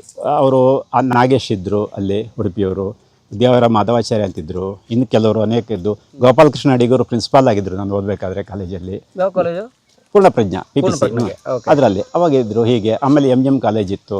BV ಕಾರಂತರು ಬರೋರು, ಬಾದಲ್ ಸರ್ಕಾರ ಬರೋರು ಉಡುಪಿಗೆ. ನಮಗೆಲ್ಲವೆಲ್ಲ ಹೆಸರುಗಳು ಮಾತ್ರ, ನಮಗೆ ಅವ್ರ ಬಗ್ಗೆ ಏನೂ ಗೊತ್ತಿರಲಿಲ್ಲ. ಒಂದು ಅದ್ಭುತ ಲೋಕ ಕಾಣ್ತಾ ಇತ್ತು ಅಷ್ಟೇ ಬಿಟ್ಟರೆ. ನಂತರ ನಾನು ಇಲ್ಲಿ ಬಂದು ಉದ್ಯೋಗಿಗೆ ಬಂದೆ. ನಾನು ಇಲ್ಲಿ ಕೆಲಸಕ್ಕೆ ಮಾಡಲೇಬೇಕಾಗಿತ್ತು, ಮನೆಯಲ್ಲಿ ಕಷ್ಟದ ಜೀವನ ಇತ್ತು. ಕೆಲಸಕ್ಕೆ ಸೇರಿಕೊಂಡೆ. ಸುತ್ತ ಎಲ್ಲ ಕೃಷಿ ಕಾರ್ಮಿಕರು, ಯಾರಿಗೂ ಒಬ್ಬರಿಗೆ ಅಕ್ಷರಾಭ್ಯಾಸ ಇಲ್ಲ, ಎಕ್ಸೆಪ್ಟ್ ಒಬ್ಬ ಯಾರು ಅಂತ ಹೇಳಿದ್ರೆ ನನ್ನ ಜೊತೆಯಲ್ಲಿ ಆವಾಗ ಸೇರಿಕೊಂಡಂಥ ಇನ್ನೊಬ್ಬ ಯುವಕ, ನನಗೆ ಸ್ವಲ್ಪ ಸಣ್ಣವರು, ಉಗ್ಗಪ್ಪ ಶೆಟ್ಟರು ಅಂತ. ಆ ಮನುಷ್ಯ ಸ್ವಂತವಾಗಿ ಓದೋದು ಬರೆಯೋದು ಕಲ್ತ್ಕೊಂಡು, ಶಾಲೆಗೆ ಹೋಗಿಲ್ಲ, ಓದೋದು ಬರೆಯೋದು ಕಲ್ತ್ಕೊಂಡಿದ್ದು ಮುಂಚೆ. ನಾವು ಇಲ್ಲಿ ಒಂದು ಎಸ್ಟೇಟಲ್ಲಿ ಎಲ್ಲಿದ್ದು ಅಂದರೆ ಇಲ್ಲಿ ಪಕ್ಕ 1 ಕಿಲೋಮೀಟರ್ ದೂರದಲ್ಲಿ ಎಸ್ಟೇಟು. ಅದು ಬ್ರಿಟಿಷ್ ಕಾಲದ ತೋಟ. ಅದು ಕೂಡ ಅಲ್ಲಿ ನಿಮ್ಮ ತಂದೆಯವ್ರು ಕೆಲಸ ಮಾಡ್ತಿದ್ದು. ನಾನು ಅಲ್ಲೇ ಕೆಲಸಕ್ಕೆ ಸೇರಿಕೊಂಡಿದ್ದೆ. ಸಾಯಂಕಾಲದ ಹೊತ್ತು ಇವರನ್ನೆಲ್ಲ ಗುಡ್ಡೆ ಹಾಕೊಂಡು ಏನು ಮಾಡೋದು, ಇವರಿಗೇನಾರು ಆಟ ಆಡಿಸೋದು. ಆವಾಗ ಫುಟ್ಬಾಲ್ ಆಡ್ತಿದ್ದು, ಇನ್ನೇನೋ ಶಾರ್ಟ್ ಬಿಟ್ಟು ಇದು ಮಾಡಿಸೋದು, ಬೇರೆ ಸ್ಪೋರ್ಟ್ಸು, ಸ್ವಲ್ಪ ಕ್ರಿಕೆಟ್ ಆಡೋದು, ಏನೋ ಮಾಡ್ಕೊಂಡು ಇಲ್ಲದ್ರೆ ಯಾರು ಸಿನಿಮಾ ನೋಡೋಕೆ ಹೋದ್ರೆ ಸಿನಿಮಾ ನೋಡ್ಬಿಟ್ಟು ಎಲ್ಲರಿಗೂ ಕತೆ ಹೇಳೋದು ಬಂದ್ಬಿಟ್ಟು ಹಿಂಗೆಲ್ಲ ಮಾಡ್ಕೊಂಡಿರೋದು. ಇದಾಗ್ತಾ ಯಾರೋ ಒಬ್ಬ ಹುಡುಗ, ಅದರಲ್ಲಿ ಒಬ್ಬ ಚಿತ್ರಗೀತೆ ಪುಸ್ತಕ ಅಂತ ಬರೋದು. ಅವಾಗ ನಿಮ್ಗೆ ಗೊತ್ತಾದ, ಚಿತ್ರಗೀತೆ ಪುಸ್ತಕ ಇಟ್ಕೊಂಡು ನೋಡ್ತಾ ಇದ್ದ. ಅವನಿಗೆ ಓದಕ್ಕೆ ಬರಲ್ಲ, ಸುಮ್ಮನೆ ನೋಡ್ತಾ ಇದ್ದ ಅಷ್ಟೇ. ಅದು ಚಿತ್ರ ನೋಡ್ತಿದ್ದಾನೆ. ಚಿತ್ರನೂ ಅಕ್ಷರಗಳು, ಚಿತ್ರನೂ ಇಲ್ಲ ಅದರಲ್ಲಿ, ಬರೀ ಚಿತ್ರಗೀತೆ ಮಾತ್ರ ಇರೋದು. ನೋಡ್ತಾ ಇದ್ದ. ಅದೇನು ಮಾಡ್ತೀನಿ, ಸುಮ್ಮನೆ ನೋಡ್ತೀನಿ ಅಂದ. ಸರಿಯಪ್ಪ ಓದೋದು ಕಲಿ ನೀನು, ನೀವು ಹೇಳ್ಕೊಟ್ರೆ ಕಲಿತೀನಿ ಅಂದ. ಅವ್ನು ಹೇಳಿದ ಸ್ವರ ಹೇಗಿತ್ತು ಅಂದರೆ, ಅದೊಂದು ಎದೆ ಒಳಗಿನ ಮಾತದು ಗಟ್ಟಿಯಾಗಿ, ನೀವು ಹೇಳ್ಕೊಟ್ರೆ ಕಲಿತೀನಿ ಅಂದರೆ ಒಂಥರ ನನ್ನ ಎದೆಗೆ ಒದ್ದಂಗೆ ಹೇಳ್ದ ಅವನು. ಸರಿ ಹಾಗಾದ್ರೆ ನೀನೊಬ್ಬನೇ ಬೇಡ, ನೋಡೋಣ ಯಾರ್ಯಾರು ಬರ್ತಾರೆ ಕೇಳು ಅಂದೆ. 22 ಜನ ಗುಡ್ಡೆ ಹಾಕೊಂಡು ಬಂದ ಮಾರನೇ ದಿವಸ ಬಂದರು. ಅಲ್ಲಿ ಕಾಫಿ ಡ್ರೈಯಿಂಗ್ ಯಾರ್ಡ್ ಅಂತ ಬರುತ್ತೆ, ಒಣಗಿಸೋ ಜಾಗ. ಅಲ್ಲಿ ಒಂದು ಸಣ್ಣ ಗೋಡೆ, ಈ ಥರ ಸಿಮೆಂಟ್ ಗೋಡೆ, ಅದೇ ಬೋರ್ಡು. ಈ ಡ್ರೈಯಿಂಗ್ ಯಾರ್ಡ್ ಹಾಕಿದ ಟೈಲ್ಸೇ ಇದು ಸ್ಲೇಟು. ಅಲ್ಲೇ ಅಕ್ಷರಾಭ್ಯಾಸ ಶುರುವಾಯಿತು ಮಾರನೇ ದಿವಸದಿಂದ. ನೀವೇ ಮೇಷ್ಟ್ರು? ನಾನೇ ಮೇಷ್ಟ್ರು. ನೀವೇ ಶಾಲೆ? ನಾನೇ ಶಾಲೆ. ನಾನು 2 ಥರ ಗ್ರೂಪ್ ಮಾಡಿದೆ. ಇವತ್ತೊಬ್ಬರು ಬರ್ಬೋದು ಸಂಜೆ, ನನ್ನ ವಿದ್ಯಾರ್ಥಿಗಳಿಬ್ಬರು ಬರ್ಬೋದು, ಇವತ್ತು ಬರೋಕ್ಕೆ ಹೇಳಿದ್ದೀನಿ. ಹೇಗೆ ಅಂದರೆ, ಈ ಕೂಲಿ ಕೆಲಸಕ್ಕೆ ಹೋಗೋರು ಹಿರಿಯರಿಗೆ ಒಂಥರ ಶಾಲೆ ಬೇರೆ, ಮಕ್ಕಳಿಗೆ ರೆಗ್ಯುಲರ್ ಪಾಠ ಪುಸ್ತಕ ಇಟ್ಕೊಂಡು ಕಾಗುಣಿತ ಹೇಳ್ಕೊಡೋದು, ಈ ಥರ 2 ಥರದ ಬ್ಯಾಚ್ ಮಾಡಿಕೊಂಡು ಪಾಠ ಮಾಡೋಕ್ಕೆ ಶುರು ಮಾಡಿದೆ. ಆಮೇಲೆ ಜೊತೆಯಲ್ಲಿ ಬೇರೆ ಬೇರೆ ಇದು ಅವರಿಗೆ ತಿಳಿಸೋದು ಮಾಡೋದು, ಸಿನಿಮಾ ಕತೆ ಹೇಳೋದು. ಒಂದು ಸ್ಕೂಲ್ ಡೇ ಆಯ್ತು ಇಲ್ಲಿ ಹತ್ತಿರ ಒಂದು ಊರಲ್ಲಿ ಸ್ಕೂಲ್ ಡೇ ಆಯಿತು, ಕರ್ಕೊಂಡು ಹೋದೆ. ಅಲ್ಲೊಂದು ಮಕ್ಕಳಿಗೆ ಒಂದು ನಾಟಕ ಮಾಡಿಸಿದ್ರು. ಆ ನಾಟಕ ನೋಡಿ ಬರುವಾಗ ಒಬ್ಬ ಹುಡುಗ ಹೇಳ್ದ, ನಮ್ಮ ಶಿಷ್ಯ, ತೀರಾ ಹುಡುಗ ಅಲ್ಲ, ಸ್ವಲ್ಪ ದೊಡ್ಡವನು, ನಾವೊಂದು ನಾಟಕ ಮಾಡೋಣ ಹೀಗೆ ಏನು ಅಂದ. ಖುಷಿ ಆಯ್ತು ನನಗೆ. ಆಯಿತು ಮಾಡೋಣ ಅಂದೆ. ಖುಷಿ, ಇದೇ ಒಳ್ಳೆಯದು, ಇನ್ನೂ ವಿದ್ಯೆ ಕಲಿಯೋದು. ಹಾಗೆ ನಾಟಕಕ್ಕೆ ಕೆ ಗುಂಡಣ್ಣ ಅವ್ರದ್ದು ಒಂದು ರಿಹರ್ಸಲ್ ಗಡಿಬಿಡಿ ಅಂತ ಒಂದು ಸ್ಕ್ರಿಪ್ಟ್ ಅಂದೆ ಲೈಬ್ರರಿಯಿಂದ. ಅದು ಸಣ್ಣ 3/4 ಗಂಟೆ 1 ಗಂಟೆ ನಾಟಕ. ಅದನ್ನು ಕಲಿಸಿ ನಾವೇ ಕೈ ಬರಹದ ಪೋಸ್ಟ್ಗಳು ಇಂಥದ್ದು ಇಲ್ಲ ನಮ್ಮ ಹತ್ರ. ಹೆಂಗೆ ಅಂದರೆ ಎಸ್ಟೇಟಲ್ಲಿ ಇರಿಗೇಷನಿಗೆ ಪೈಪ್ಸ್ ಹಾಕ್ತಾರೆ, ಆ ಪೈಪ್ಗಳನ್ನು ಕಂಬ ನೆಟ್ಟು ಡ್ರೈಯಿಂಗ್ ಯಾರ್ಡಲ್ಲಿ ಕಾಫಿ ಒಣಗಿಸೋಕ್ಕೆ ಆಗ ಮ್ಯಾಟ್ಗಳು ಬರೋದು, ಆ ಮ್ಯಾಟ್ ಹಾಕಿ, ಕರ್ಟನ್ ಇಲ್ಲ, ಮನೇಲಿ ಮಳೆಗಾಲ ಹಾಕೋಕ್ಕೆ ಕಂಬಳಿ ಕೊಡೋರು, ಕಪ್ಪು ಕಂಬಳಿ. ಎಲ್ಲರ ಮನೆಯಲ್ಲೂ ಕಂಬಳಿ ತಂದುಬಿಟ್ಟು ಅದೇ ಬ್ಯಾಕ್ ಡ್ರಾಪ್ಗಳು, ಅದನ್ನು ಹಾಕಿ ಎಲ್ಲ ಮಾಡಿಕೊಂಡು ಮೈಕು ಸೆಟ್ ಹಾನ್ಬಾಳದ ಒಂದು ಸಣ್ಣದ ಮೈಕ್ ಇತ್ತು, 2 ಮೈಕ್ ಅದನ್ನು ತಂದು ಬಾಡಿಗೆಗೆ ತಂದು ನಾಟಕ ಮಾಡೋದು. ರಿಹರ್ಸಲ್ ಗಡಿಬಿಡಿ. ಯಾವ ವರ್ಷ ಅದು? 1978. 2026. ಅದೇ ಹೇಳಿದ್ದು 48 ವರ್ಷ ಆಯಿತು ಅಂತ. ಹಾಂ, 78ರಲ್ಲಿ ಆ ನಾಟಕ ಮಾಡೋದು. ಅದು ಆ ನಾಟಕ ಮೊದಲ ನಾಟಕ ಈ ಸುತ್ತಮುತ್ತ ಈ ಹಳ್ಳಿಲಿ ಆದಂಥ ನಾಟಕ. ಅಂದರೆ ಯಾವ ಭಾಗದಲ್ಲಿ ಎಲ್ಲಿ ಮಾಡೋದು ನೆನಪಿದೆ? ಇಲ್ಲೇ ಜಾಗ ಪೂರ್ಣಿಮಾ ಎಸ್ಟೇಟ್ ಅಂತ, ಇಲ್ಲಿಂದ 1 ಕಿಲೋಮೀಟರ್ ಹೇಳಿದ್ನಲ್ಲ ಎಸ್ಟೇಟಲ್ಲಿ ಇದ್ದು ಅಂತ, ಅಲ್ಲೇ ಎಸ್ಟೇಟಲ್ಲೇ. ನೀವು ನಿಮ್ಮ ತಂದೆ ಕೆಲಸ ಮಾಡ್ತಾ ಇದ್ದ ಬ್ರಿಟಿಷ್ ಆ ಜಾಗನೂ ಇದೆ ಹಾಗೆ, ಆದರೆ ಸ್ಟೇಜ್ ಇಲ್ಲ. ಆ ಜಾಗ ಅಂದರೆ ದಿಬ್ಬ ಇತ್ತು, ಮಣ್ಣಿನದು, ಅದಿಲ್ಲ. ಅಲ್ಲಿ ನಾಟಕ ಮಾಡೋದು. ಸುತ್ತ ಊರವರಿಗೆಲ್ಲ ಹೇಳ್ಕೊಂಡು ಬಂದು ಎಲ್ರಿಗೂ ಸುಮಾರು 300 ಜನ ಬಂದಿದ್ದರು ಸುತ್ತಮುತ್ತ ಎಲ್ಲ ಕಡೆಯಲ್ಲೂ. ಏನೋ ನಾಟಕ ಎಸ್ಟೇಟಲ್ಲಿ ಯಾರೋ ಲೇಬರ್ಸ್ ಅಂತೆ ನಾಟಕ ಮಾಡ್ತಾರೆ ಅಂತ. ಅದಕ್ಕೆ ದೊಡ್ಡ ವಿಚಾರ, ಸುದ್ದಿನೇ ಏನು ದೊಡ್ಡದದು. ಇವರೈತೆ ನಾಟಕ ಮಾಡಿ ನೋಡೋಕೆ ಬಂದರು, ಖುಷಿ ಪಟ್ಟರು. ಎಲ್ಲ ಹೇಳೋದು ಪರವಾಗಿಲ್ಲ ಕಣೆ, ಕೂಲಿ ಕೆಲಸ ಮಾಡೋರು ಇಷ್ಟು ಚೆನ್ನಾಗಿ ನಾಟಕ ಮಾಡ್ತಾರಲ್ಲ ಅಂತ. ಅದು ನನಗೆ ಧೈರ್ಯ ಕೊಡ್ತು. ಆವಾಗ ಎಸ್ಟೇಟು NK ಗಣಪಯ್ಯ ಅಂತ ಇಲ್ಲಿ ಆರ್ಲೆ ಎಸ್ಟೇಟು ಅದರ ಓನರ್ ಇದ್ದರು. ಅವರು ಸ್ವತಂತ್ರ ಪಾರ್ಟಿ ಸ್ಟೇಟ್ ಪ್ರೆಸಿಡೆಂಟು, ಮತ್ತು ಗಾಂಧಿ ಅವರು ಅದನ್ನು ನೋಡಿಬಿಟ್ಟು ಬಂದು ಮಕ್ಕಳಿಗೆಲ್ಲ ಪ್ರೈಸ್ ಗೀಸೆಲ್ಲ ಕೊಟ್ಟೋದ್ರು. ಇದೊಂಥರ ಉತ್ತೇಜನ ಕೊಡ್ತು ನಮಗೆ. ಅಲ್ಲಿಂದ ಆಮೇಲೆ ಯೋಚನೆ ಮಾಡಿದೆ, ಇವರಿಗೆ ಹೀಗೆ ಬಿಟ್ಟರಾಗಲ್ಲ, ಬೇರೆ ಏನಾರು ಮಾಡಬೇಕು. ಮುಂದಿನ ವರ್ಷಕ್ಕೆ ನಾಟಕ ನಾನೇ ಬರೆದೆ, ನಮ್ಮ ಎಲುಬುಗಳ ಮೇಲೆ ಅಂತ ನಾಟಕ. ನಮ್ಮ ಎಲುಬುಗಳ ಮೇಲೆ ಅಂತ. ಅದು ಆ್ಯಕ್ಚುಲಿ ಕುವೆಂಪುದೇ ಒಂದು ಹಾಡಿನ ಸಾಲದು. ನಾನಳಿವೆ ನೀನಳಿವೆ ನಮ್ಮ ಎಲುಬುಗಳ ಮೇಲೆ ಮುಡುವುದು ನವಭಾರತದಲ್ಲಿ ಇದೆ ಅಂತ. ಅದೇ ಸಾಲು ಇಟ್ಕೊಂಡು ಭಾರತೀ ಸುತ ಒಂದು ಕಥೆನೂ ಬರೆದಿದ್ದರು. ಅದು ನೆನಪಿತ್ತು ನನಗೆ. ಹಾಗೆ ಅದು 2 ವಿಷಯ ಅಲ್ಲ, ನಾನು ಬೇರೆಯೇ ಕತೆ ಇಟ್ಕೊಂಡು ಟೈಟಲ್ ಮಾತ್ರ ಅದು ಕೊಟ್ಟೆ, ನಮ್ಮ ಎಲುಬುಗಳ ಮೇಲೆ ಅಂತ ಕೊಟ್ಟು. ಅದಿತ್ತು, ಅದು ಶೋಗಳಾಯಿತು, ಅಲ್ಲಿ ಇಲ್ಲಿ ಶೋ ಆಯಿತು. ಆಮೇಲೆ ರೈತ ಸಂಘ ಇರೋ ತನಕ ನಾವು ಒಂದು 10 ವರ್ಷ ಕಾಲ ನಾಟಕನ ಪದೇ ಆಡ್ತಿತ್ತು. ಆ ನಾಟಕನ ಅದ್ರ ಜೊತೆ ಬೇರೆ ನಾಟಕ ತೊಗೊಂಡೆ. ನೆಕ್ಸ್ಟ್ ಇಯರು ಅನಾಮಿಕರು ಅಂತ ನಾನೇ ಬರೆದೆ, ಸತ್ಯಕ್ಕೆ ಸಾವಿಲ್ಲ ಅಂತ ಒಂದು ಬರೆದೆ. ಹೀಗೆ ಪ್ರತಿ ವರ್ಷ ಬೇರೆ ನಾಟಕಗಳು ಬರಿತಾ ಇವರು ನಾಟಕ ಆಡಿಸ್ತಾ 10 ವರ್ಷ ಹಾಗೆ ಕಳೀತು. 78ರಿಂದ 88 ಆವಾಗ ನೀನಾಸಂ ತಿರುಗಾಟ ಶುರುವಾಗಿತ್ತು, ನೀನಾಸಂ ಸಂಪರ್ಕ ಆಗಿತ್ತು ನನಗೆ. ಹೆಗ್ಗೋಡಲ್ಲಿ ನೀನಾಸಂ ಇತ್ತು. ನೀನಾಸಂ ಮೊದಲೇ ಇತ್ತು. ನೀನಾಸಂ ರಂಗ ಶಿಕ್ಷಣ ಕೇಂದ್ರ 80ರಲ್ಲೇ ಶುರುವಾಗಿದೆ. ಸುಮಾರಾಗಿ 78-80ರಲ್ಲಿ ರಂಗ ಶಿಕ್ಷಣ ಕೇಂದ್ರ ಶುರುವಾಗಿದೆ. ಅಂದರೆ ವಿದ್ಯಾರ್ಥಿಗಳಿಗೆ ತರಬೇತಿ ಕೊಡೋದು. ತಿರುಗಾಟ ಶುರುವಾಗಿದೆ 85ರಲ್ಲಿ. 85 ನೀನಾಸಂ ತಿರುಗಾಟ ಮಾಡಿದಾಗ ನಾವು ಆರ್ಗನೈಸ್ ಮಾಡೋದು. ನಮ್ಮ ಫ್ರೆಂಡ್ಸ್ ಎಲ್ಲ ಅಷ್ಟೊತ್ತಿಗೇನಾಯಿತು, ನಾವೊಂದಷ್ಟು ಸ್ನೇಹಿತರಾಗಿಬಿಟ್ಟಿದ್ರು ನನಗಿಲ್ಲೇ. ನಾವು ಕೆಲವರು ಎಲೆಕ್ಷನ್ ಫೈಟ್ ಮಾಡಿದ್ದು, ನಮ್ಮ ಅಕ್ಕ ಒಬ್ಬಳು ಎಲೆಕ್ಷನ್ನಲ್ಲಿ ಗೆದ್ದು ಪಂಚಾಯತ್ ಮೆಂಬರ್ ಆದಳು. ಈ ಥರ ನಾನು ಇಲ್ಲಿ ಸಾಮಾಜಿಕವಾಗಿ ಎಲ್ಲರ ಜೊತೆ ಬೆರೆತು ನಮ್ಮದಷ್ಟು ಗೆಳೆಯರ ಬೆಳಗ ನಮ್ದು ಬೆಳೀತು ಚೆನ್ನಾಗಿ. ಎಲೆಕ್ಷನ್ ಫೈಟ್ ಮಾಡೋದು, ಪಂಚಾಯತ್ ನಮ್ಮ ಕೈಗೆ ಬಂತು. ಹೀಗೆಲ್ಲ ಆದಾಗ ನೀನಾಸಂ ನಾಟಕ ತರಿಸಿದ್ವಿ. ನೀನಾಸಂ ನಾಟಕ ಬಂತು ನೋಡಿ, ಇಲ್ಲೇ ಕಾಣುತ್ತೆ ಕೆಳಗಡೆ ಸ್ಕೂಲು, ಅಲ್ಲಿ ಹತ್ತಿರದಲ್ಲಿ ಅಲ್ಲಿ ಒಂದು ಅಲ್ಲೇ ಕಟ್ಟಡ ಸ್ಕೂಲು, ಅದ್ರ ಹತ್ತಿರ ಅಲ್ಲಿ ಒಂದು ವೇದಿಕೆ ನಾವೇ ಸಿದ್ಧ ಮಾಡಿ ಅಲ್ಲಿ ನಾಟಕ ಮಾಡೋದು. ನೀನಾಸಂ ನಾಟಕ 85ರಲ್ಲಿ. ಅಂದರೆ ನೀನಾಸಂನ ತಿರುಗಾಟ ಶುರುವಾಗಿರೋದು 85ರಲ್ಲಿ. ಸೊ ಇಲ್ಲಿಗೂ ಬಂದಿತ್ತು. ಇಲ್ಲಿಗೂ ಮೊದಲನೇ ವರ್ಷನೇ ನಾಟಕ, 13 ವರ್ಷ ಕಂಟಿನ್ಯೂಸ್ ನಾವು ನೀನಾಸಂ ನಾಟಕ ಮಾಡಿದ್ದೀವಿ. ಯಾವ್ದು ಬಂದಿತ್ತು ಮೊದಲ ವರ್ಷ ಅಲ್ಲಿಗೆ? ಇಲ್ಲಿ ಮೊದಲನೇ ವರ್ಷ ಬಂದಿದ್ದು 4 ನಾಟಕಗಳು, 5 ಶೋ. ಹೇಗೆ ಅಂದರೆ ಒಂದು ತದ್ರೂಪಿ, ಸಾಂಬಶಿವಪ್ರಸನ್ನ, ಆಮೇಲೆ ಇದು ಲೋಕಶಾಕುಂತಲ, ನೀಲಿ ಕುದುರೆ 2 ಶೋ. ಈ ಥರ ಹೀಗೇನಾಯಿತು. ಆಮೇಲೆ ನೆಕ್ಸ್ಟ್ ಇಯರು ಮತ್ತೆ ಮಾಡಿಸಿದ್ದು ಸದ್ದಾರಾಮಿ, ಅದು ಇದು ಬಂತು, ಇಲ್ಲೇ ಶೋ ಆಯಿತು. ಎಲ್ಲ ಇಲ್ಲಿ ನಾಟಕ ಆಗೋ ಏನಾಯಿತು, ನಮ್ಮ ಹುಡುಗರಿಗೂ ಬಾಕಿಯವರಿಗೆ ನೋಡುವಾಗ ಕಂಪೇರ್ ಮಾಡೋಕ್ಕೆ ಶುರು ಮಾಡಿದರು. ನಮಗೂ ಗೊತ್ತಾಗೋಕ್ಕೆ ಶುರು ಆಯಿತು. ಅವರು ಟೆಕ್ನಿಕಲಿ ನಮಗಿಂತ ಎಷ್ಟೋ ವರ್ಷ ಮುಂದಿದ್ದರು. ನಾವು ಯಾಕೆಂದರೆ ನಮ್ಮ ಹತ್ರ ಏನೂ ಇಲ್ಲ, ಲೈಟ್ ಇಲ್ಲ, ಏನಿಲ್ಲ. ಎಷ್ಟೋ ಸರ್ತಿ ಗ್ಯಾಸ್ ಲೈಟ್ ಇಟ್ಕೊಂಡೇ ನಾಟಕ ಮಾಡಿದ್ದೀವಿ. ಗ್ಯಾಸ್ ಲೈಟ್ ಮಾತ್ರ, ಬೆಳಕಿಲ್ಲ, ಈ ಥರದ್ದು. ಆಮೇಲೆ ಮಣ್ಣಿನ ವೇದಿಕೆ ಇದೆಲ್ಲ. ಆವಾಗ ನಮಗೊಂದು ಅತೃಪ್ತಿ, ನಾವು ಏನಾರು ಮಾಡಬೇಕಲ್ಲ, ಬೇರೆ ನಾವು ಇಂಪ್ರೂವ್ ಆಗಿದ್ರೆ ಆಗೋದಿಲ್ಲ ಅಂತ ಒಂದು ವರ್ಕ್ಶಾಪ್ ಮಾಡೋಣ ಅಂತ ಥಿಯೇಟ್ರ್ ವರ್ಕ್ಶಾಪ್ 88ರಲ್ಲಿ. ಅವಾಗೇನು 88ರಲ್ಲಿ 10 ವರ್ಷ ಆಗಿತ್ತು. ಅಷ್ಟರವರೆಗೆ ಕಾರ್ಮಿಕ ಮಿತ್ರ ಸಂಘ ಅಂತ ನಾನು ಹೆಸರಿಟ್ಕೊಂಡಿದ್ದು ನಮ್ಮಷ್ಟಕ್ಕೆ, ನಮ್ಮ ತಂಡಕ್ಕೆ. 88ರಲ್ಲಿ ಏನು ಮಾಡೋದು, ಎಲ್ಲ ಊರವರೆಲ್ಲ ಸೇರಿಕೊಂಡು ಬೆಳ್ಳೆಕೆರೆಯಲ್ಲಿ ಮೀಟಿಂಗ್ ಮಾಡಿ ಎಲ್ಲರೂ ಸೇರಿದರು. ಈ ಥರ ಬೇಡ, ನಾವು ಅದನ್ನು ಇದು ಮಾಡೋಣ, ಜಯ ಕರ್ನಾಟಕ ಸಂಘ ಬೆಳ್ಳೆಕೆರೆ ಅಂತ ಹೆಸರಿಡೋಣ. ಅವಾಗ ಎಲ್ಲರೂ ಈಗ ಕಾರ್ಮಿಕ ಮಿತ್ರ ಸಂಘ ಅಂದ್ರೆ ಸ್ವಲ್ಪ ಕಷ್ಟ ಆಗುತ್ತೆ. ಯಾಕಂದ್ರೆ ಅದು ಒಂಥರ ವೃತ್ತಿ ಸ್ಪೆಸಿಫಿಕ್ ಮತ್ತು ಇದು ಕೂಲಿ ಕಾರ್ಮಿಕರದ್ದು ಮಾತ್ರ, ಬೇರೆಯವರು ಇಲ್ಲ ಅಂತೇಳುವಾಗ ಸಣ್ಣ ಬೆಳೆಗಾರರು ಬರೋದಿಲ್ಲ, ಇದು ಇವ್ರದ್ದು ಅಂದ್ಕೊಳ್ತಾರೆ. ಹಾಗೆ ಎಲ್ಲರನ್ನೂ ಒಳಗೊಳ್ಬೇಕು ಅಂತ ಹೆಸರನ್ನು ಮಾತ್ರ ಬದಲಾಯಿಸ್ಕೊಂಡು ನಾವೇ ಇದ್ದು ಬೆಳ್ಳೆಕೆರೆಯಲ್ಲಿ ಒಂದು ಸಂಘದ ಉದ್ಘಾಟನೆ ಅಧಿಕೃತ ಮಾಡಿದ್ರು 88.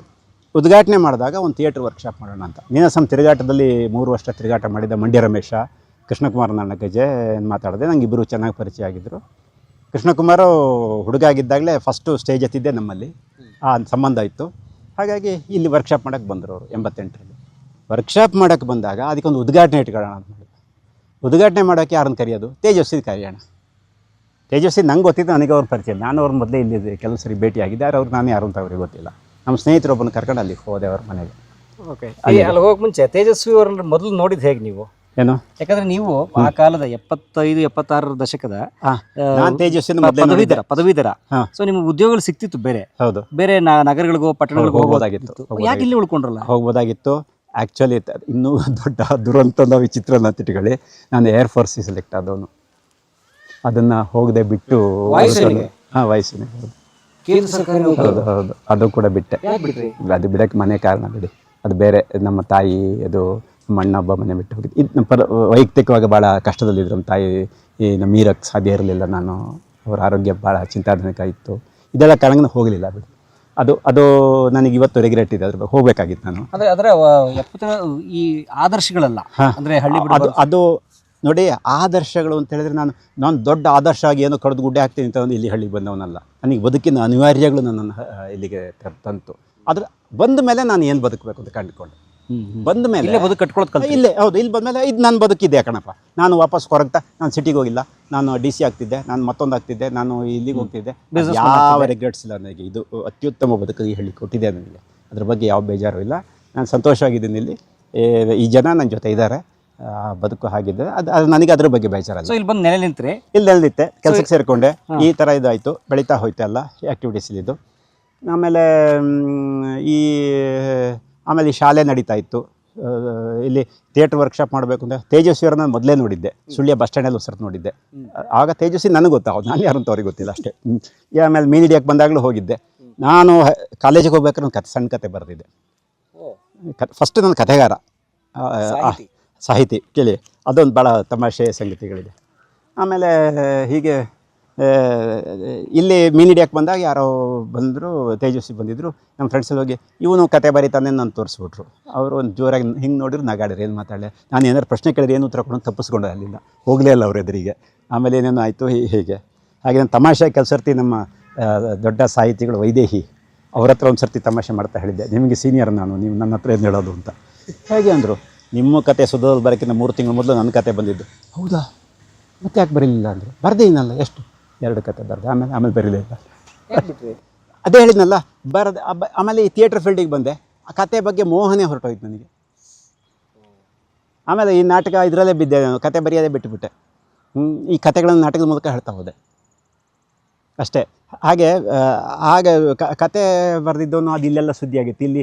ಇಲ್ಲಿನ ಸುಮಾರು ಪಾತ್ರಗಳು ಬರ್ತಾವೆ ಕಥೆಯಲ್ಲಿ. ಅವರಿಗೆಲ್ಲ ಅದು ಗೊತ್ತಾಗಿ ಅವರು ಹಿಂಗೆ ಸ್ವಲ್ಪ ಖ್ಯಾತೆ ತಗೊಂಡಿದ್ದರು ಕೆಲವು ದಿವಸ. ಹಿಂಗೆ ಬರ್ದ ಅಂತ ಯಾರೊಬ್ರು ಹೇಳಿದರು. ನಮ್ಮ ಅಪ್ಪನ ಬಗ್ಗೆ ಭಾರಿ ಸಿಂಪತಿ ತೋರಿಸಿದ್ರು. ಪಾಪ ರೈತರು ಕಷ್ಟಪಟ್ಟು ವಿದ್ಯೆ ಕಲಿಸಿದ್ರು, ಇವ್ನು ಯಾಕೋ ಹಿಂಗೆ ಆಗ್ಬಿಟ್ನಲ್ಲಪ್ಪ ಅಂತ. ಯಾಕೋ ಬೇಡದೊಂದು ವೇಸ್ಟ್ ಮಾಡಿ ಅಂತ ಅರ್ಥ ಅವ್ರದ್ದು. ಹಂಗೆ ಅಂದಿದ್ರು. ಅದು ಅವೆಲ್ಲ ಇಲ್ಲಿ ನಡೀತವೆ, ಇಲ್ಲಿತ್ತದು ಹಾಗೆ. ಆಮೇಲೆ ಆಗ ತೇಜಸ್ವಿ ಅವ್ರನ್ನ ಭೇಟಿ ಮಾಡೋಕ್ಕೆ ಒಬ್ಬರನ್ನ ನಮ್ಮ ರೈತ ಸಂಘದ ಒಬ್ಬರು ಹಿರಿಯರು ರಮೇಶಣ್ಣ ಅಂತ ಕರಿತೀವಿ, ಮುಡಿಗೆರೆಯವರು, ಅವ್ರನ್ನ ಕರೆದೆ. ಅವ್ರು ಹಳೆಕೋಟೆ ರಮೇಶ ಅಲ್ಲ, ಇನ್ನೊಬ್ಬರು ಕೊಟ್ರಗೆರೆ ರಮೇಶ್ ಅಂತ ಕರೀತಾರೆ. ಅವರು ರಮೇಶ್ ಹತ್ರ ಅವ್ರು ಬರಲ್ಲ ಅಂದ್ಬಿಟ್ರು. ಅವ್ರದ್ದು ಇದೇ ಕತೆ. ತೇಜಸ್ ಹೇಳಿದ್ದು ಯಾವುದೋ ಕೆಲಸ ಮಾಡಿಕೊಟ್ಟಿರಲಿಲ್ಲಂತೆ, ಅದಕ್ಕೆ ಕದ್ದು ತಿರುಗ್ತಾ ಇದ್ರು ಅವರು ಬರಲಿಲ್ಲ. ಮತ್ತು ನಮ್ಮ ಫ್ರೆಂಡ್ ರಿಚರ್ಡ್ ಲೋಬ್ ಅಂತಿದ್ದಾರೆ. ಅವರು ಚಿತ್ರಕೂಟದಲ್ಲೇ ಅವ್ರ ತಂದೆ ನೇಬರ್ಸು ತೇಜಸ್ವಿಗೆ. ಹಾಗೆ ಅವ್ರನ್ನ ಕರ್ಕೊಂಡು ಹೋದೆ. ಹೋಗಿ ಅಲ್ಲಿ ಮನೆಯಲ್ಲೇ ಇದ್ದರು. ಭೇಟಿ ಆಯಿತು. ಮಾತಾಡ್ತಾ ಇರುವಾಗ ಅವರವರೇ ಮಾತಾಡ್ತಾಯಿದ್ರು ಸ್ವಲ್ಪ ಹೊತ್ತು. ನಾವೊಂದು ಸಣ್ಣದೊಂದು ಹ್ಯಾಂಡ್ ಬೆಲ್ ಥರ ಪ್ರಿಂಟ್ ಮಾಡಿಕೊಂಡು ರಂಗ ತರಬೇತಿ ಶಿಬಿರ ಉದ್ಘಾಟನೆ ಇದು 88ರಲ್ಲಿ ತೇಜಸ್ವಿಯವ್ರ ಮನೇಲಿ ಹೋದಾಗ ಹೀಗೆ ಕೂತಿದ್ದು ಮಾತಾಡಿ. ಅದು ಕೊನೆಗೆ ಸ್ವಲ್ಪ ಹೊತ್ತು ಅವ್ರು ಮಾತಾಡಿದ ಮೇಲೆ ಹಿಂಗೆ ನೋಡಿದ್ರು ನನ್ನ ಮುಖ, ನೀವು ಯಾಕೆ ಬಂದ ಅನ್ನೋಂಗೆ. ಆಮೇಲೆ ಅವರು ಸುಮ್ಮನೆ ಇರ್ಬೇಕು, ಅವ್ರು ಹೇಳಲೇ ಇಲ್ಲ. ನಮ್ಮ ಫ್ರೆಂಡ್ ಅವರು ಹಾಗೆ ಹೇಳಿದರು. ನನ್ನ ಕೈ ತೋರಿಸಿದ್ರು. ನಾನು ಮತ್ತೆ ಹಿಂಗೆ ಜೇಬಿನ ತೆಗೆದು ಇದನ್ನು ಕೊಟ್ಟೆ ಹ್ಯಾಂಡ್ ಬೆಲ್. ಅವ್ರು ನೋಡಿದ್ದು ಹೆಂಗಿತ್ತು ಅಂದರೆ, ಯಾರೋ ಟಿಕೆಟ್ ಕಲೆಕ್ಷನ್ಗೆ ಬರ್ತಾರಲ್ಲ ಚಂದ ಹೌಸಲ್ಲಿ, ಅವರು ನೋಡಿದ್ರೆ ಹಿಂಗೆ ಒಂಥರ ಓವರಲ್ಲಿ ನೋಡಿದರು. ನನಗೆ ಅನುಮಾನ ಆಯ್ತು, ಇನ್ನು ಬೈತಾರ ಏನೋ ಅಂತ ಕೊಟ್ಟೆ. ಹಿಂಗೆ ನೋಡಿದ್ರು ಕೈಲಿ ಹೆಂಗೆ ಹಿಡ್ಕೊಂಡು, ಅರ್ಧ ಓದಿರ್ಬೋದು, ನನ್ನ ಮುಖ ಹೆಂಗೆ ನೋಡಿದ್ರು, ಎಂಥ ಹುಚ್ಚರೆಲ್ಲ ಇದ್ದೀರಿ ಮಾರ್ರೆ ನೀವು, ಅಲ್ಲ ನಿನಗೆ ಹೆಂಗೆ ಹೊಳಿತು ಅಂತ ಇದೆಲ್ಲ ಮಾಡಬೇಕು ಈ ಹಳ್ಳಿಲಿ ಅಂತ. ಸರಿ ನಾನು ಬರ್ತೀನಿ, ಯಾವತ್ತು ಡೇಟು ಅಂತ, ಬೇರೆ ಮಾತೇ ಇಲ್ಲ, ಅಷ್ಟಕ್ಕೆ ಒಪ್ಕೊಂಡಾಯ್ತು. ನಾವಿನ್ನು ಹೆಚ್ಚೆಲ್ಲ ಮನಸ್ಸು ಚೇಂಜ್ ಆಗಬಾರ್ದು, ಅಲ್ಲಿಗೆ ಕ್ಲೋಸ್ ಮಾಡಿ ಮಾತನ್ನು. ಸರಿ ನೀವು ಬರೋದು ಡೇಟು, ಹೇಗೆ ಬರ್ತೀರಿ ಅದು ಇದು ಅಂತ ಅವ್ರು ಕೇಳಿದರು. ಫೋನಿಗೇನು ಏನಿಲ್ಲ ಆ ಕಾಲದಲ್ಲಿ. ಅಲ್ಲಿಂದ ಬಂದು ಕರೆಕ್ಟಾಗಿ ರಾಜ್ಯೋತ್ಸವ ದಿನ ನವಂಬರು ಇದರಲ್ಲಿ ಒಂದು ಇಲ್ಲಿ ಉದ್ಘಾಟನೆ ಅಂತ ಫಿಕ್ಸ್ ಮಾಡಿ ಅದಕ್ಕೊಂದು ಮತ್ತೊಂದು ಇನ್ವಿಟೇಷನ್ ಪ್ರಿಂಟ್ ಆಗಿ ಅವ್ರ ಹೆಸರೆಲ್ಲ ಆಯಿತು. ಸಾಯಂಕಾಲ 5 ಗಂಟೆಗೆ ಉದ್ಘಾಟನೆ ಅಂತ ಇಲ್ಲಿ ರಂಗ ತರಬೇತಿ ಶಿಬಿರ ಇನ್ನು ಬೆಳ್ಳೆಕೆರೆ ಪ್ರಥಮ ರಂಗ ತರಬೇತಿ ಶಿಬಿರ ನಮ್ಮಲ್ಲಿ ಮಂಡ್ಯ ರಮೇಶ್ ಅದೆಲ್ಲ ಹೆಸರು ಹಾಕಿ ಮಾಡಿದ್ದು. 5 ಗಂಟೆಗೆ ನಮ್ಮ ಸಕಲೇಶ್ಪುರದ ನಮ್ಮ ಫ್ರೆಂಡ್ಸ್ ಎಲ್ಲ ಕೆಲವರು ಸ್ಕೂಲ್ ಟೀಚರ್ಸ್ ಎಲ್ಲ ಇದ್ರು, ಅವ್ರು ಬಂದಿದ್ದರು. ತೇಜಸ್ವಿ ಬರ್ತಾರೆ ಅಂತ ಒಬ್ಬ ನನ್ನ ಫ್ರೆಂಡ್ ಜಗ ಅಂತ ಒಬ್ಬ ಇದ್ದಾನೆ. ಅವನು ಹೇಳ್ದ, ಏಯ್ ನಿನಗೆ ಬುದ್ಧಿಗಿದ್ದೇನೆ, ಅವರೆಲ್ಲಿ ಬರ್ತಾರೆ, ಅವರಿಗೆ ಇವತ್ತು ರಾಜ್ಯೋತ್ಸವ ಅವಾರ್ಡ್ ಬರ್ತಾಯಿದೆ. ರಾಜ್ಯೋತ್ಸವ ಅವಾರ್ಡ್ ಅವ್ರು ಇವತ್ತೆಲ್ಲಿ ಬರ್ತಾರೆ, ಬರೋಕ್ಕಾಗಲ್ಲ, ನೀವು ಕೇಳೋದಲ್ಲ, ನನಗೆ ಗೊತ್ತೇ ಇಲ್ಲ, ವಿಚಾರಣೆ ಗೊತ್ತಿಲ್ಲ ನನಗೆ ಅಂದೆ. ಅವ್ರು ತೇಜಸ್ವಿ ರಾಜ್ಯೋತ್ಸವ ಬಂದಿತ್ತು ಇಲ್ಲ, ಅದು ಇನ್ನೊಂದು ಕತೆ ಇದೆ ಹೇಳ್ತೀನಿ. ಹಾಗೆ ಸರಿ ಇನ್ನೇನು ಮಾಡೋದು, ಇಲ್ಲಿ ಹೋದು, ಇಲ್ಲೊಂದು ಹೋಟ್ಲಿದ್ದು ರಾಮಪಗೌಡರು ಅಂತ ಊರು ಹಿರಿಯರು, ಅವರು ವಯಸ್ಸಾದವರು, ರೈತ ಸಂಘದಲ್ಲೂ ಇದ್ದರು ಅವರು ಹೋಗಿ ಅವ್ರಿಗೆ ಪಾಪ ಏನೂ ಗೊತ್ತಿಲ್ಲ, ರಂಗದ ತರಬೇತಿ ಶಿಬಿರ ನೀವೇ ಉದ್ಘಾಟನೆ, ನೀವು ಬರಬೇಕು ಅಂತ ಅವ್ರು ಒತ್ತಿ ಎತ್ತಾಕೊಂಡು ಬಂದಂಗೆ ಇಲ್ಲಿ ಕೂರಿಸಿದ್ರು ತಂದೆಲ್ಲ ಸೇರಿ. ಅವ್ರು ಕೂತರು, ಎಲ್ಲ ಹುಡುಗರು ಹೇಳ್ತಾರಲ್ಲ ಬಂದು ಕೂತಿದ್ರಲ್ಲಿ ಎಲ್ಲ. 5 ಗಂಟೆಗೆ ಅವ್ರು ಸ್ಕೂಟ್ರಲ್ಲಿ ಬಂದರು, ತೇಜಸ್ವಿ ಬಂದರು. ನಮಗೆ ಗಾಬರಿ, ಇದೇನಪ್ಪ ಹೀಗೆ ಬರ್ತಾ ಇದ್ದಾರೆ ಅಂತ ಹೋಗಿ ಕೇಳಿದೆ, ಸರ್ ನೀವು ಇದಕ್ಕೆ ಹೋಗಲಿಲ್ಲ, ಸನ್ಮಾನಕ್ಕೆ ಹೋಗಲಿಲ್ಲ ಅಂತ. ಯಾರಿಗೆ ಬೇಕ್ರಿ, ವೇದಿಕೆ ಮೇಲೆ ಕೂರಿಸಿ ವಾಚಾಮಗೋಚರ ಹೊಗಳ್ತಾರೆ, ತಡ್ಕೊಳಕ್ಕಾಗತ್ತಾ ಅಂದರು. ಆಯಿತಾ, ಆಮೇಲೆ ಸುಮ್ಮನೆ ಇಲ್ಲ ಆಯಿತು, ಅವರು ಬರ್ತಾರೆ ಅನ್ನೋ ಕಾರಣ ಒಂದು ಮಕ್ಕಳ ನಾಟಕ ಮಾಡಿಸಿದ್ದೆ, ಮುರ್ಕಣ್ಣು ಗುಡ್ಡ ಅಂತ. ನಾನು ಅವತ್ತೇ ಮಕ್ಕಳ ನಾಟಕ ಶೋ ಆಯಿತು, ಹಗಲು ಅದು ಇಷ್ಟು ಸಂಜೆ ಶೋ, ಅದನ್ನು ನೋಡಿದರು ತೇಜಸ್ವಿ, ಖುಷಿಯಾಗ್ಬಿಟ್ಟು ಆಯಿತು ಆದರೂ ಬರ್ತೀನಿ ಶೋಗೆ ತಿಳಿಸಿ ಅಂತ ಹೇಳ್ಬಿಟ್ಟು ಅವ್ರು ಹೋದರು, ಉದ್ಘಾಟನೆ ಮಾಡಿಕೊಟ್ಟು. ಹಾಗೆ ನಮ್ಮ ಪ್ರಥಮ ರಂಗ ಶಿಬಿರ ಉದ್ಘಾಟನೆ ಮಾಡಿ ತೇಜಸ್ವಿ 88 ನವಂಬರ್ 1. ಆಯಿತಾ, ಅದ್ರ ಫೋಟೋ ಕೂಡ ಇದೆ ನನ್ನ ಹತ್ರ. ಅದು 36 ವರ್ಷ ಆಗೋಯ್ತು. ಆಮೇಲೆ ಅದಾದಮೇಲೆ ಸಾಕಷ್ಟು ಇದಾಯಿತು, ನಾಟಕಕ್ಕೆ ಅವ್ರು ಬರಲಿಲ್ಲ. ಆಮೇಲೆ ಮತ್ತೆ ಯಾವುದಕ್ಕೋ ಬಂದರು, ಧನ್ವಂತರಿ ಚಿಕಿತ್ಸೆ ನಾನೇ ಮಾಡಿದ್ದೆ, ಮೂಡಿಗೆರೆ ಶೋ ಮಾಡಿದಾಗ ಅವಾಗ ಬಂದರು. ಅರ್ಹಂತ ನಮ್ಮದೇ ತಂಡ ಅಲ್ಲಿ ಶೋ ಮಾಡ್ತಾ ಅವಾಗ ಬಂದರು. ಆಮೇಲೆ ಯಾವುದೋ ಕಾರಣಕ್ಕೆ ಸಿಕ್ಕಿದ್ರು, ಅವ್ರ ಮನೆಗೆ ಹೋದೆ. ಈಗ ರಾಜೇಶ್ವರಿ ಅಲ್ಲಿ ಅವ್ರ ಮನೇಲಿ ಒಂದು ಗಿಡ ಕೊಟ್ಟರು, ಆ ಗಿಡ ನಮ್ಮ ಮನೆಗಳಲ್ಲಿ ಬೆಳೀತಾ ಇದೆ ಇವತ್ತು. ಹೀಗೆ ಈ ಸಂಬಂಧಗಳು ಬೆಳೀತಾ ಹೋಯ್ತು ಹೀಗೆ ಎಲ್ಲ. ಮಾತಾಡಿ ಹತ್ರ ತೇಜಸ್ವಿ ಬಂದು ಮೊದಲ ಒಡನಾಟ ರಂಗ ಶಿಬಿರ ಉದ್ಘಾಟನೆ. ಆಮೇಲೆ ಅದರಲ್ಲೊಂದು ಭಾಳ ವಿಶೇಷವಾದ ಸಂಗತಿ ಇದೆ. ಅದಾಗಿ ಎಷ್ಟೋ ವರ್ಷ ಕಳೆದೋಯ್ತು, ತೇಜಸ್ವಿ ತೀರ್ಕೊಂಡ ನಂತರ ಆವಾಗ ತೇಜಸ್ವಿ ಜೊತೆ ಇಲ್ಲಿ ಬಂದಿದ್ರಲ್ಲ, ಬಂದವರು ಪ್ರದೀಪ್ ಕೆಂಜಿಗೆ ಸ್ಕೂಟ್ರಲ್ಲಿ 88ರಲ್ಲಿ ಪ್ರದೀಪ್ ಕೆಂಜಿಗೆನೇ ಕೂರಿಸ್ಕೊಂಡು ಬಂದಿದ್ರು ಇಲ್ಲಿಗೆ. ಫಸ್ಟ್ ಪರಿಚಯ ಆಗಿದ್ದು ನನಗೆ ಪ್ರದೀಪ್ ಕೆಂಜಿಗೆ. ಆವಾಗ ಯಂಗ್ ಹುಡುಗ ಅವರು ಕೂಡ ಇಲ್ಲೇ ನಮ್ಮ ಎಲೆಕ್ಟ್ರಿಕ್ ಸ್ಕೂಲ್ ಹತ್ರ ಇಲ್ಲೇ ನಾಟಕ ಕೆಂಜಿಗೆನೂ ಇದ್ದರು. ಅದಾಗ ಮುಗಿದು ತೇಜಸ್ವಿ ತೀರ್ಕೊಂಡ ನಂತರ ಎಷ್ಟೋ ವರ್ಷದ ನಂತರ ಸಕಲೇಶ್ಪುರ ರೋಟರಿ ಸಂಸ್ಥೆಯವರು ತೇಜಸ್ವಿ ನೆನಪು ಅಂತ ಒಂದು ಶ್ರದ್ಧಾಂಜಲಿ ಥರದ ಕಾರ್ಯಕ್ರಮ ಇಟ್ಕೊಂಡಿದ್ರು ಸಕಲೇಶ್ಪುರಲ್ಲಿ. ಆವಾಗ 2 ಭಾಷಣಕಾರರು, ಒಬ್ಬರು ಕೆಂಜಿಗೆ, ಒಬ್ಬ ನಾನು, ಇಬ್ಬರು ಒಂದೇ ವೇದಿಕೆ ಮೇಲಿದ್ದು ನಾನು ಈ ಕತೆ ಹೇಳಿದೆ. ಫಸ್ಟು ಹೇಳಿದ ನಂತರ ಕೆಂಜಿಗೆ ಮಾತಾಡಿದಾಗ ಹೇಳಿದರು, ನಮ್ಮ ರಕ್ಷಿದಿ ಹೇಳಿದ್ದು 100ಕ್ಕೆ 99 ಸತ್ಯ, ಒಂದು ವ್ಯತ್ಯಾಸ ಇದೆ ಅಂದರು. ನನಗೇನಪ್ಪ ಅಂತ ಆಯಿತು, ಏನೂ ಇಲ್ಲ. ಅದು ನಾನು ಮೂಡಿಗೆರೆ ಬಸ್ ಸ್ಟ್ಯಾಂಡಲ್ಲಿ ನಿಂತಿದ್ದೆ, ತೇಜಸ್ವಿ ಸ್ಕೂಟರ್ ತೊಗೊಂಡು ಬಂದರು. ಬಾರಯ್ಯ, ಬೆಳ್ಳೆಕೆರೆಯಲ್ಲಿ ನಮ್ಮ ಹುಚ್ಚಿರ ಸಂತತಿ ಅಲ್ಲೂ ಬೆಳೀತಾ ಇದೆ, ಬಾ ನೋಡ್ಕೊಂಡು ಬರೋಣ, ರಂಗಶಿಬಿರ ಏನೋ ಮಾಡ್ತಾರಂತೆ, ತಲೆ ಕೆಟ್ಟವ್ರು ಇದ್ದಾರೆ ಅಂತ ಆಯಿತು ಅಂದ್ರಂತೆ. ಆಮೇಲೆ ಬಾ ಅಂತ ಮಾಮೂಲಿ ಇವರು ಸ್ಕೂಟ್ರ್ ಹಿಂದ್ಗಡೆ ಸೀಟಿಲ್ಲ ಏನೋ ಕುತ್ಕೊಂಡು ಅಡ್ಜಸ್ಟ್ ಮಾಡ್ಕೊಂಡು ಬಂದಿದ್ದಾರೆ. ಅವರು ಬಂದರೆ ಇಲ್ಲಿ ಬಂದರು, ಜೊತೆಲಿ ಬಂದಿದ್ದಾರೆ. ಬರ್ಬೇಕಾದ್ರೆ ದಾರಿಯಲ್ಲಿ ಚಿಟ್ನಳ್ಳ ಅಂತ ಒಂದು ಹಳ್ಳ ಸಿಗುತ್ತೆ, ಚಿಟ್ನಳ್ಳ ಅಂತ ಸಣ್ಣದ ಹಳ್ಳ, ಅಲ್ಲಿ ಸ್ಕೂಟ್ರ್ ನಿಲ್ಲಿಸಿದ್ರಂತೆ. ಅಲ್ಲಿ ನೀರು ಹರಿತಾ ಇತ್ತು, ಬಾ ಯಾವ ಮೀನಿದ್ದೇವೆ ನೋಡೋಣ ಅಂತ ಹೇಳಿದಂತೆ ಇವ್ರು ಇಳಿದೋಗಿ ಇವರೇನೋ ಹೀಗೆ ಮಾಡ್ತಾವ್ರು, ಮಾಮೂಲಿ ಸ್ಟೈಲ್ ಉಂಟು, ಹಿಂಗೆ ಮಾಡ್ತಾ ಹೋದರು. ತೇಜಸ್ವಿಯಲ್ಲಿ ಹೋದ್ರು. ಇಲ್ಲಿ ಬರ್ಬೇಕಾದ್ರೆ ಒಂದು ಚೀಟಿ ಏನೋ ಈಗ ಪೇಪರ್ ಎನ್ಸೋ ಕೆಳಗೆ ಬಿತ್ತಂತೆ. ಕೆಳಗೆ ಬಿದ್ದಿದ್ದು ಇವರು ಹೆರ್ಕೊಂಡು ತೆಗೆದು ನೋಡಿದರೆ ಡೆಲ್ಲಿಗೆ ಫ್ಲೈಟ್ ಟಿಕೆಟು ಇದು ಕಳಿಸಿರೋದು, ಯಾವುದು ಸೆಂಟ್ರಲ್ ಗೌರ್ಮೆಂಟಿಂದ. ತಬರನ ಕತೆಗೆ ನ್ಯಾಷನಲ್ ಅವಾರ್ಡ್ ಬಂದಿದ್ದು, ರಾಜ್ಯೋತ್ಸವ ಪ್ರಶಸ್ತಿನೂ ಅಲ್ಲ. ಆಯಿತಾ, ಗಿರೀಶ್ ಕಾಸರಳ್ಳಿ ಅವರು ಸಿನಿಮಾ ಮಾಡಿದ್ರು, ಅದಕ್ಕೆ ನ್ಯಾಷನಲ್ ಅವಾರ್ಡ್ ಬಂದಿದ್ದು. ಅದಕ್ಕೆ ಇವ್ರನ್ನ ಕರೆದಿದ್ರು ಅಲ್ಲಿಗೆ. ಮೂಲ ಕತೆ ಇವರಿಗೆ ಅವಾರ್ಡ್ ಇತ್ತು, ಕತೆಗೆ, ಕತೆಗೆ ಅವಾರ್ಡ್ ಇತ್ತು. ಇವರು ನೋಡಿ ಅಣ್ಣ ಅಂತೇಳಿ ತಗೊಟ್ರು ಫ್ಲೈಟ್ ಟಿಕೆಟು ಅಂತ. ಈಗ ಕೈಲಿ ಹಿಡಿದ್ಬಿಟ್ಟು ಕೈಯಲ್ಲಿ ಚೆನ್ನಾಗಿ ಮುದ್ದೆ ಮಾಡಿ ಇದ್ರ ಮನೆ ಹಾಳಾಯಿತು ಅಂದ್ಬಿಟ್ಟು ಹೊಳೆಗೆ ಎಸ್ಬಿಟ್ಟು ಸುಮ್ಮನೆ ಹೋಗಿ ಅವರಷ್ಟಕ್ಕೆ ಮೀನು ನೋಡ್ಕೊಂಡು ಬಂದು ಇಲ್ಲಿ ರಂಗಶಿಬಿರ ಮುಗಿಸ್ಕೊಂಡು ಹೋದರು. ಇದನ್ನು ಅವ್ರು ತಿಳ್ಕೊಂಡ ನಂತರ ಕೆಂಜಿಗೆ ನನಗೆ ಹೇಳಿದರು. ನಾನು ಹಳ್ಳಿ ಥಿಯೇಟ್ರ್ ಫಸ್ಟ್ ಬರೆದಾಗ ಅದನ್ನೇ ಬರೆದಿದ್ದೆ, ರಾಜ್ಯೋತ್ಸವಕ್ಕೆ ಬಂದು ಅಂತ ಈ ಘಟನೆನ. 2ನೇ ಎಡಿಷನಿಗೆ ಅದಕ್ಕೆ ಇದೊಂದು ಸೇರಿಸಿದ್ದೀನಿ, ಈ ತಿದ್ದುಪಡಿ ಒಂಚೂರು ಸೇರಿಸ್ಕೊಂಡಿದ್ದೀನಿ. ಅಂದರೆ ಒಂದು ರಾಜ್ಯೋತ್ಸವ ಇರಲಿ, ರಾಷ್ಟ್ರ ಪ್ರಶಸ್ತಿಯನ್ನು ಧಿಕ್ಕರಿಸಿ ಇಂಥ ಒಂದು ಹಳ್ಳಿಗೆ ಒಂದು ಸಣ್ಣ ತಂಡ, ಯಾವುದೋ ಅನಾಮಿಕ ತಂಡದ ರಂಗಶಿಬಿರ ಉದ್ಘಾಟನೆಗೆ ಬರುವಷ್ಟು ದೊಡ್ಡ ಮನಸ್ಸು ಅವರಿಗಿತ್ತು. ಜೊತೆಯಲ್ಲಿ ಅವರಿಗೆ ಯಾವುದು ಇಂಪಾರ್ಟೆನ್ಸ್ ಅದಕ್ಕೆ ಹೋಗೋರು, ಅವ್ರಿಗೆ ಇಂಪಾರ್ಟೆಂಟ್ ಅನಿಸಿದ್ದು. ಅವರಿಗೆ ರಾಜ್ಯೋತ್ಸವ ತಬರದ ಪರದೆ ಯಾವುದು ದೊಡ್ಡದಲ್ಲ, ಹಳ್ಳಿಲಿ ಇಂಥ ಒಂದು ಆ್ಯಕ್ಟಿವಿಟೀಸ್ ಆಗೋದು ದೊಡ್ಡದಾಗಿತ್ತು. ಈ ಅದು ತೇಜಸ್ವಿ.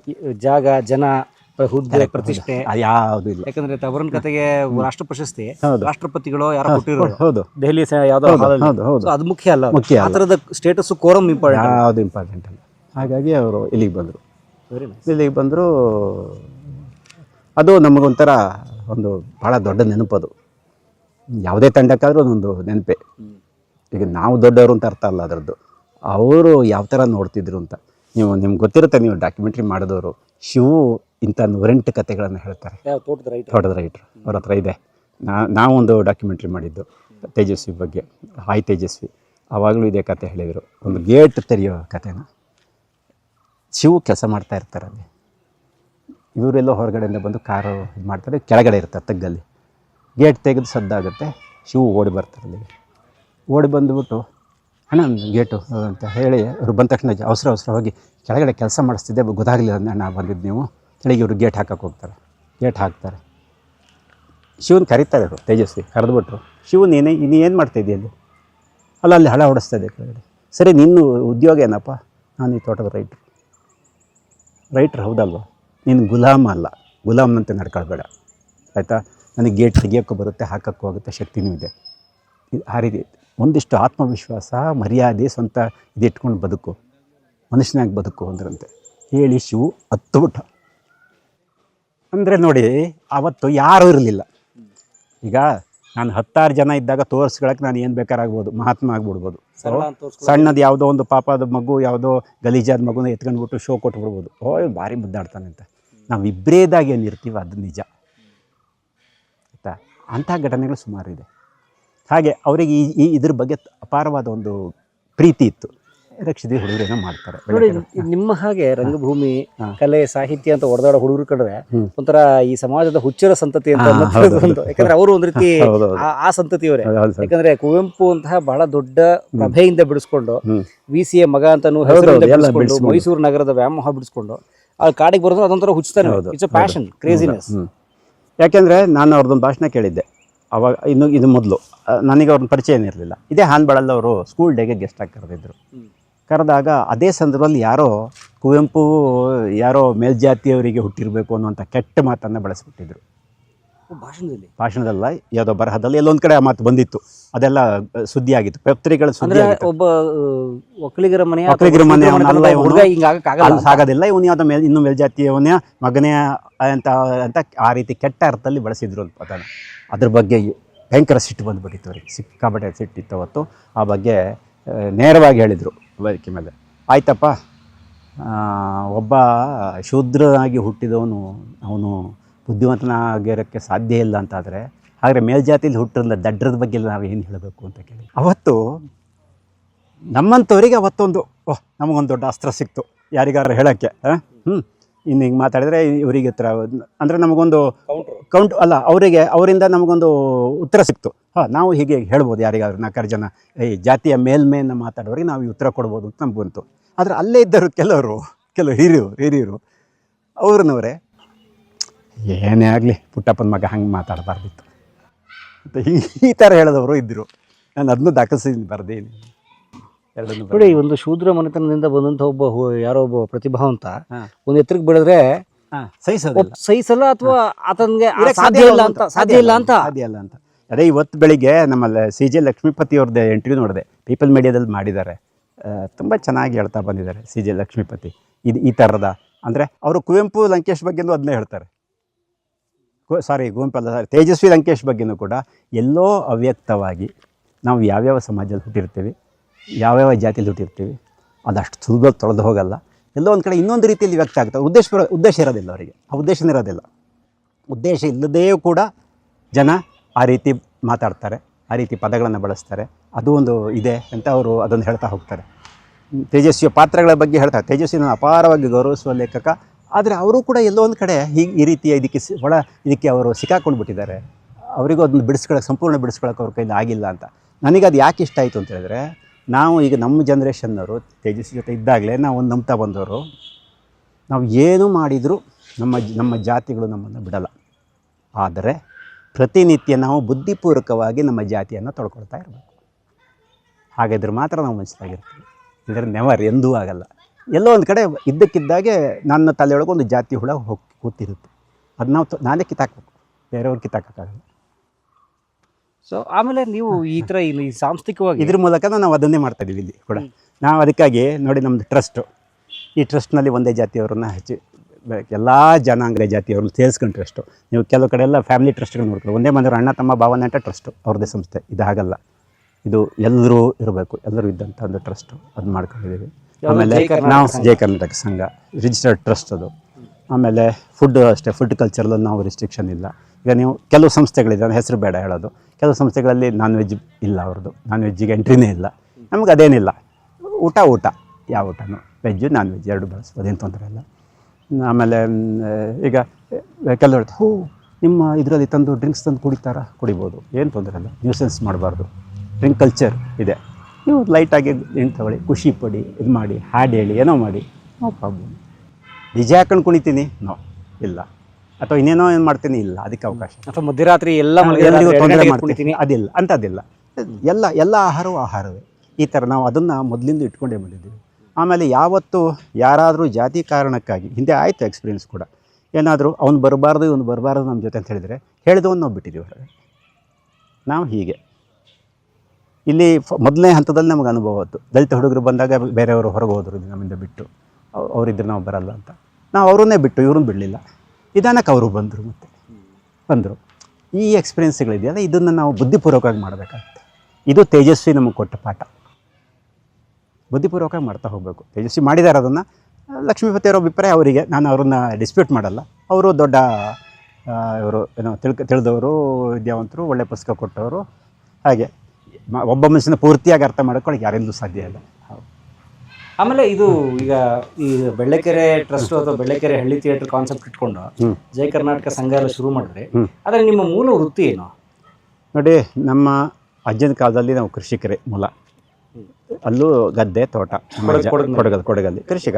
ನಮ್ಮ ಅಜ್ಜ ಕೃಷಿ ಜೊತೆಲಿ ಒಳ್ಳೆ ಕಾರ್ಪೆಂಟ್ರು ಕೂಡ, ಬಡಗಿ ಮರದ ಕೆಲಸ ಮಾಡೋರು, ಸ್ಕೂಲ್ಗಳಿಗೆ ಇದಕ್ಕೆಲ್ಲ ಇದು ಮಾಡ್ತಾಯಿದ್ದಾರೆ. ಅದ್ರ ಜೊತೆಲಿ ದೊಡ್ಡ ರೆಬೆಲ್ ಆ ಕಾಲದಲ್ಲಿ. ಹೇಗೆ ಅಂತೇಳಿದ್ರೆ, ಅಂಬೇಡ್ಕರ್ ಅವರು ಮನುಸ್ಮೃತಿ ಸುಡೋಕ್ಕಿಂತ 12 ವರ್ಷ ಮೊದಲು ನಮ್ಮ ಅಜ್ಜ ವಿರಾಜಪೇಟೆಯ ಗಡಿಯಾರ ಗೋಪುರ ಒಂದು ಸರ್ಕಲ್ ಇದೆ, ವಿರಾಜಪೇಟೆ ಟೌನಲ್ಲಿ ಈಗಲೂ ಇದೆ ಸರ್ಕಲ್, ಬ್ರಿಟಿಷ್ನವ್ರು ಕಟ್ಟಿದ್ದು. ಅದರ ಮುಂದೆ ಹೋಗಿ ಪಂಚಾಂಗ ಸುಟ್ಟಾಕದ ಜನ ಗುಂಪು ಸೇರಿಸಿ, ಜ್ಯೋತಿಷ್ಯ ಶಾಸ್ತ್ರ ಸುಳ್ಳು ನಂಬೇಡಿ, ಅದನ್ನು ಇದಿಟ್ಕೊಂಡು, ಇದರಿಂದ ನಿನ್ನ ಮನೆ ಮಠ ಹಾಳಾಗುತ್ತೆ ಅಂತ. ಜಾತಿ ಹೆಸರಲ್ಲಿ ಜಾತಿಯಿಂದ ಹೊರಗಾಗ್ತೇವೆ ಅಂತಂದ್ರಂತೆ. ಇವನು ಕ್ಯಾರೆ ಮಾಡಲಿಲ್ಲ, ನೀನು ಹಾಕೋ, ನಾನು ಜಾತಿಯಲ್ಲಿ ಇದ್ರಲ್ವ ನೀನು ಹೊರಗೆ ಹಾಕೋದು, ಒಂದು ಜಾತಿಯಲ್ಲೇ ಇಲ್ಲ ನಾನು ಅಂದ್ರಂತೆ.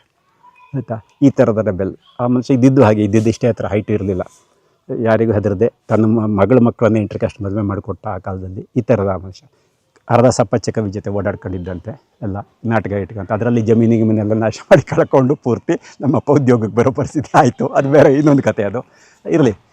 ಉದ್ಯೋಗ ಆಮೇಲೆ ನಾನು ಇಲ್ಲಿ ಬಂದೆ. ನನ್ನ ಕನಸೇನೇ ಇದ್ದಿದ್ದು, ನನಗೆ ಕನಸು ಒಂದೇ ಇದ್ದಿದ್ದು, ನಾನು ಮತ್ತೆ ಕೃಷಿಕ ಆಗಬೇಕು, ಹೇಗಾದರೂ ನಾನು ಕೃಷಿ ನಮ್ಮ ಬದುಕು ಅಂತ ಎಸ್ಟೇಟ್ ಕೆಲಸ ಸೇರಿಕೊಂಡೆ. ಅದ್ರ ಮಧ್ಯ ಜೊತೆ ತಂದೆ ಕೆಲಸ ಅಂದರೆ, ತಂದೆ ಎಸ್ಟೇಟಲ್ಲಿ ಕಾಫಿ ಕೆಲಸ ಮಾಡ್ತಿದ್ರು, ನಾನು ಡೈರಿ ಟ್ರೈನಿಂಗ್ ಮಾಡಿ ಡೈರಿ ಕೆಲಸಗಳು ಮಾಡ್ತಿದ್ದೆ. ಆಮೇಲೆ ಮತ್ತು ನನ್ನ ಕಾಫಿ ಎಸ್ಟೇಟಿಗೆ ಎಂಟರ್ ಆದೆ. ತಂದೆ ರಿಟೈರ್ ಆಗಿದ್ದರು, ಆಗಲೇ ನಾನು ಬರಬೇಕಾದ್ರೆ ರಿಟೈರ್ ಆಗೋ ಸ್ಟೇಜಿಗೆ ತಲುಪಿದ್ರು ಅವರು. ಆಮೇಲೆ ನಾನು ಎಸ್ಟೇಟ್ ಕೆಲಸನೂ ಮಾಡೋಕ್ಕೆ ಶುರು ಮಾಡಿದೆ. ಹಾರ್ಲೆ ಗ್ರೂಪಲ್ಲಿ ಕೆಲಸ ಮಾಡಿದೆ. ಹಾರ್ಲೆ ಗ್ರೂಪ್ ಆಫ್ ಎಸ್ಟೇಟ್ಸಿಗೆ ಜನರಲ್ ಮ್ಯಾನೇಜರ್ ಆದೆ. ಅದಕ್ಕೆ ಗ್ರೂಪಿಗೆ 1200 ಎಕರೆ ಅದು. ಅಲ್ಲಿಂದ ಅದು ಕಾರ್ಪೊರೇಟ್ ಹೌದು 1200 ಹಾರ್ಲೆ ಗ್ರೂಪ್ ಅಂತ ಇತ್ತು. ಅವ್ರು ಸೇಲ್ ಮಾಡಿ ಈಗ ಬೇರೆಯವ್ರ ಕೈಲಿದೆ ಅದು. ನಾನು ಅಲ್ಲಿದ್ದೆ, ಅಲ್ಲಿ ವರ್ಕ್ ಮಾಡ್ತಾ ನಾನು ಡೈರಿಯಿಂದ ಇದಾದೆ, ಮತ್ತು ಅಕೌಂಟ್ ಸೆಕ್ಷನಿಗೆ ಹೋದೆ. ಅಲ್ಲಿಂದ ಬೇರೆ ಬೇರೆ ಎಸ್ಟೇಟ್ ಮ್ಯಾನೇಜ್ಮೆಂಟ್ ಮಾಡಿದೆ. ಹಾರ್ಲೆಲ್ಲೇ ಮ್ಯಾನೇಜರ್ ಆದೆ, ಅವ್ರು ಇಡೀ ಗ್ರೂಪಿಗೆ ಮ್ಯಾನೇಜರ್ ಆದೆ. ಆಮೇಲೆ ತೋಟ ಸೇಲ್ ಆಯಿತು. ಈಗಲೂ ಒಂದು ಎಸ್ಟೇಟ್ ಮ್ಯಾನೇಜ್ ಮಾಡ್ತೀನಿ, ಶ್ರೀನಿವಾಸ ಎಸ್ಟೇಟ್ ಅಂತ. ಇಲ್ಲಿ 20 ಕಿಲೋಮೀಟ್ರ್ ಇದೆ. ಎಷ್ಟು ಎಕರೆ? ಅದು 100 ಎಕರೆ ಇದೆ. 100 ಎಕರ್ಸ್. ಅದು ನನ್ನ ಅಂಡರ್ನಲ್ಲೇ ನಾನು ಮ್ಯಾನೇಜ್ ಮಾಡ್ತೀನಿ ಈಗಲೂ. ಏನು ಮಾಡ್ತೀರಿ ಮ್ಯಾನೇಜ್ ಅಂದರೆ? ಅಲ್ಲಿ ಸ್ಟಾಫ್ ಇದ್ದಾರೆ, ರೈಟ್ರ್ ಇದ್ದಾರೆ, ಮೇಸ್ತ್ರಿ ಇದ್ದಾನೆ, ಇನ್ನೊಬ್ಬ ಅಸಿಸ್ಟೆಂಟ್ ಸ್ಟಾಫ್ ಇದೆ. ನಾನು ವಿಸಿಟ್ ಮಾಡ್ತೀನಿ ಅಲ್ಲಿ ಹೋಗಿ. ತೋಟ ಪೂರ್ತಿ ಅಕೌಂಟ್ಸು, ಫೈನಾನ್ಸು ಎಲ್ಲ ನನ್ನ ಕೈಲಿರುತ್ತೆ. ಅದ್ರ ಓನರ್ ನೋಡಲ್ವಾ? ಓನರ್ ಅಮೆರಿಕದಲ್ಲಿದ್ದಾರೆ. ಆ ಥರದೊಂದು ಸಂಸ್ಕೃತಿ ವ್ಯವಹಾರ ಇದೆ ಇಲ್ಲಿ. ಓನರು ಗ್ರೆಗರಿ ಮತಾಯ್ಸ್ ಅಂತಿದ್ರು ಹಿಂದೆ. ಗ್ರೆಗೋರಿ ಮತಾಯ್ಸು ಕರ್ನಾಟಕದ ಇದು ಫೈನಾನ್ಸ್ ಸೆಕ್ರೆಟರಿ ಆಗಿದ್ದರು ಒಂದು ಕಾಲದಲ್ಲಿ, ಸೆಂಟ್ರಲಲ್ಲೂ ಇದ್ದರು. ಅವರ ಮಗ ಜೆರೋಮ್ ಪೀಟರ್ ಮತಾಯ್ಸ್ ಅಂತ ಅವರು ಹಾರ್ಟ್ ಸ್ಪೆಷಲಿಸ್ಟು US ಅಲ್ಲಿ, ಅಲ್ಲೇ ಇದ್ದಾರೆ ಅವರು. ಅವ್ರು ಯಾವಾಗ ಒಂದ್ಸರಿ ಬರ್ತಾರೆ ಹಾಗೆ. ಇಲ್ಲಿ ನಾನು ಮ್ಯಾನೇಜ್ ಮಾಡ್ತೀನಿ ಅದನ್ನು. ಅದು 98ರಿಂದ ನಾನೇ ನೋಡ್ತಾ ಇರೋದು ತೋಟ. Very nice. ಅದಕ್ಕೆ ನಿಮ್ಗೆ ಸಂಭಾವನೆ ಬರುತ್ತೆ. ಹೌದು.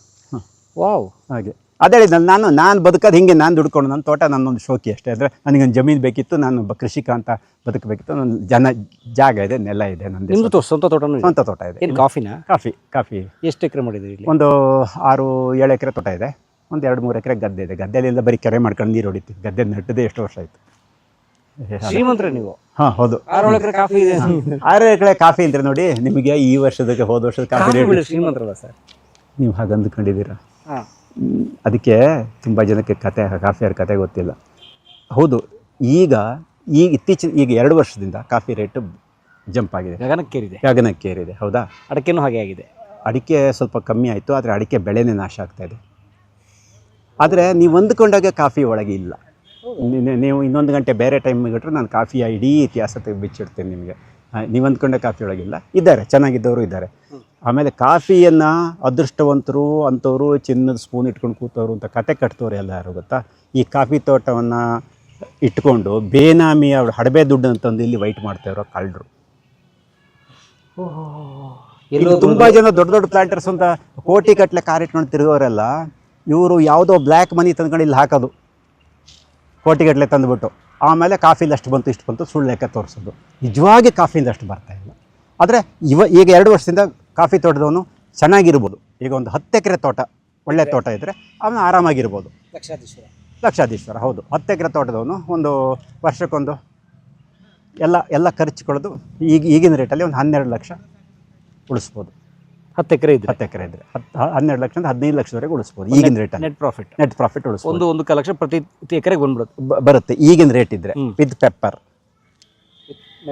ಬೆಳೆಸಿದ್ರೆ ಬರೀ ಕಾಫಿಯಾದ್ರೆ ಸ್ವಲ್ಪ ಕಡಿಮೆ ಆಗುತ್ತೆ, ಒಂದು 3-4 ಲಕ್ಷ ಕಡಿಮೆ ಆಗುತ್ತೆ, ತೊಂದರೆ ಇಲ್ಲ. ಅದು ಚೆನ್ನಾಗಿರ್ಬೋದು, ಸಾಕು. ನನ್ನ ಪ್ರಕಾರ ಈ ಹಳ್ಳಿಲಿ ಜೀವನ ಮಾಡೋಕ್ಕೆ ಒಂದು 50,000 ರೂಪಾಯಿ ಇನ್ಕಮ್ ಇದ್ಬಿಟ್ಟು ಒಂದು ರಾಜನಂಗೆ ಇರ್ಬೋದು. 50,000 ಸಾಕು ಒಂದು ಫ್ಯಾಮಿಲಿಗೆ. ಬೆಂಗಳೂರುಗಳಲ್ಲಿ ಒಂದು 2 ಲಕ್ಷ ಅಷ್ಟೇ ಒಂದು 50,000 ಇಟ್ಕೊಂಡು. ಹೌದು. ಈಗ ನಾವೆಲ್ಲ ಇಲ್ಲಿ ಓಡಾಡ್ತೀವಲ್ಲ, ನಾವಿಬ್ಬರು ಇರೋದು. ನಮ್ಮ ಮಗ ಬೆಂಗಳೂರಲ್ಲಿದ್ದಾನೆ, ಮಗ ಸೊಸೆ ಅಲ್ಲಿದ್ದಾರೆ, ನಾವಿಬ್ಬರು ಇರೋದು. ನಾವಿಬ್ಬರಿಗೆ ಎಷ್ಟು ಖರ್ಚಾಗುತ್ತೆ ಒಂದು ತಿಂಗಳಿಗೆ? ಎಷ್ಟಂತ ಅನ್ನ ತಿನ್ಬೇಕು ಇಲ್ಲಿ ನೀವು? ಅದೇ ನಾವು ತಿನ್ನೋದು ಇಷ್ಟನ್ನ, ಮತ್ತೇನು ಖರ್ಚು? ನನಗೆ ದೊಡ್ಡ ಖರ್ಚು ನಮ್ಮ ವೆಹಿಕಲಿಂದ ಓಡಾಟದ ಖರ್ಚು, ಇನ್ನೆಂಥದ್ದು ಮೊಬೈಲು ಫೋನು, ಇಂಥದ್ದೇ ಖರ್ಚುಗಳು ಮಾಡೋದು ನಾವು. ಬೇರೆ ಖರ್ಚಿದೆ ಇಲ್ಲ. ಬರೋರು ಯಾರು ನಮ್ಗೆ ಯಾವಾಗಲೂ ಗೆಸ್ಟ್ಗಳಿದ್ದೇ ಇರ್ತಾರೆ, ಅದು ಬಿಡಿ. ಎಷ್ಟು ತಳಗಳಕ್ಕೆ ನೇತಾರೆ ನಮ್ಗೊಂದು 20,000 22,000 ದುಡ್ಡು ಸಾಕ್ತೀವಿ. 25,000ಕ್ಕೆ ಮುಗಿದೋಗುತ್ತೆ, ಏನೂ ಇರೋದು.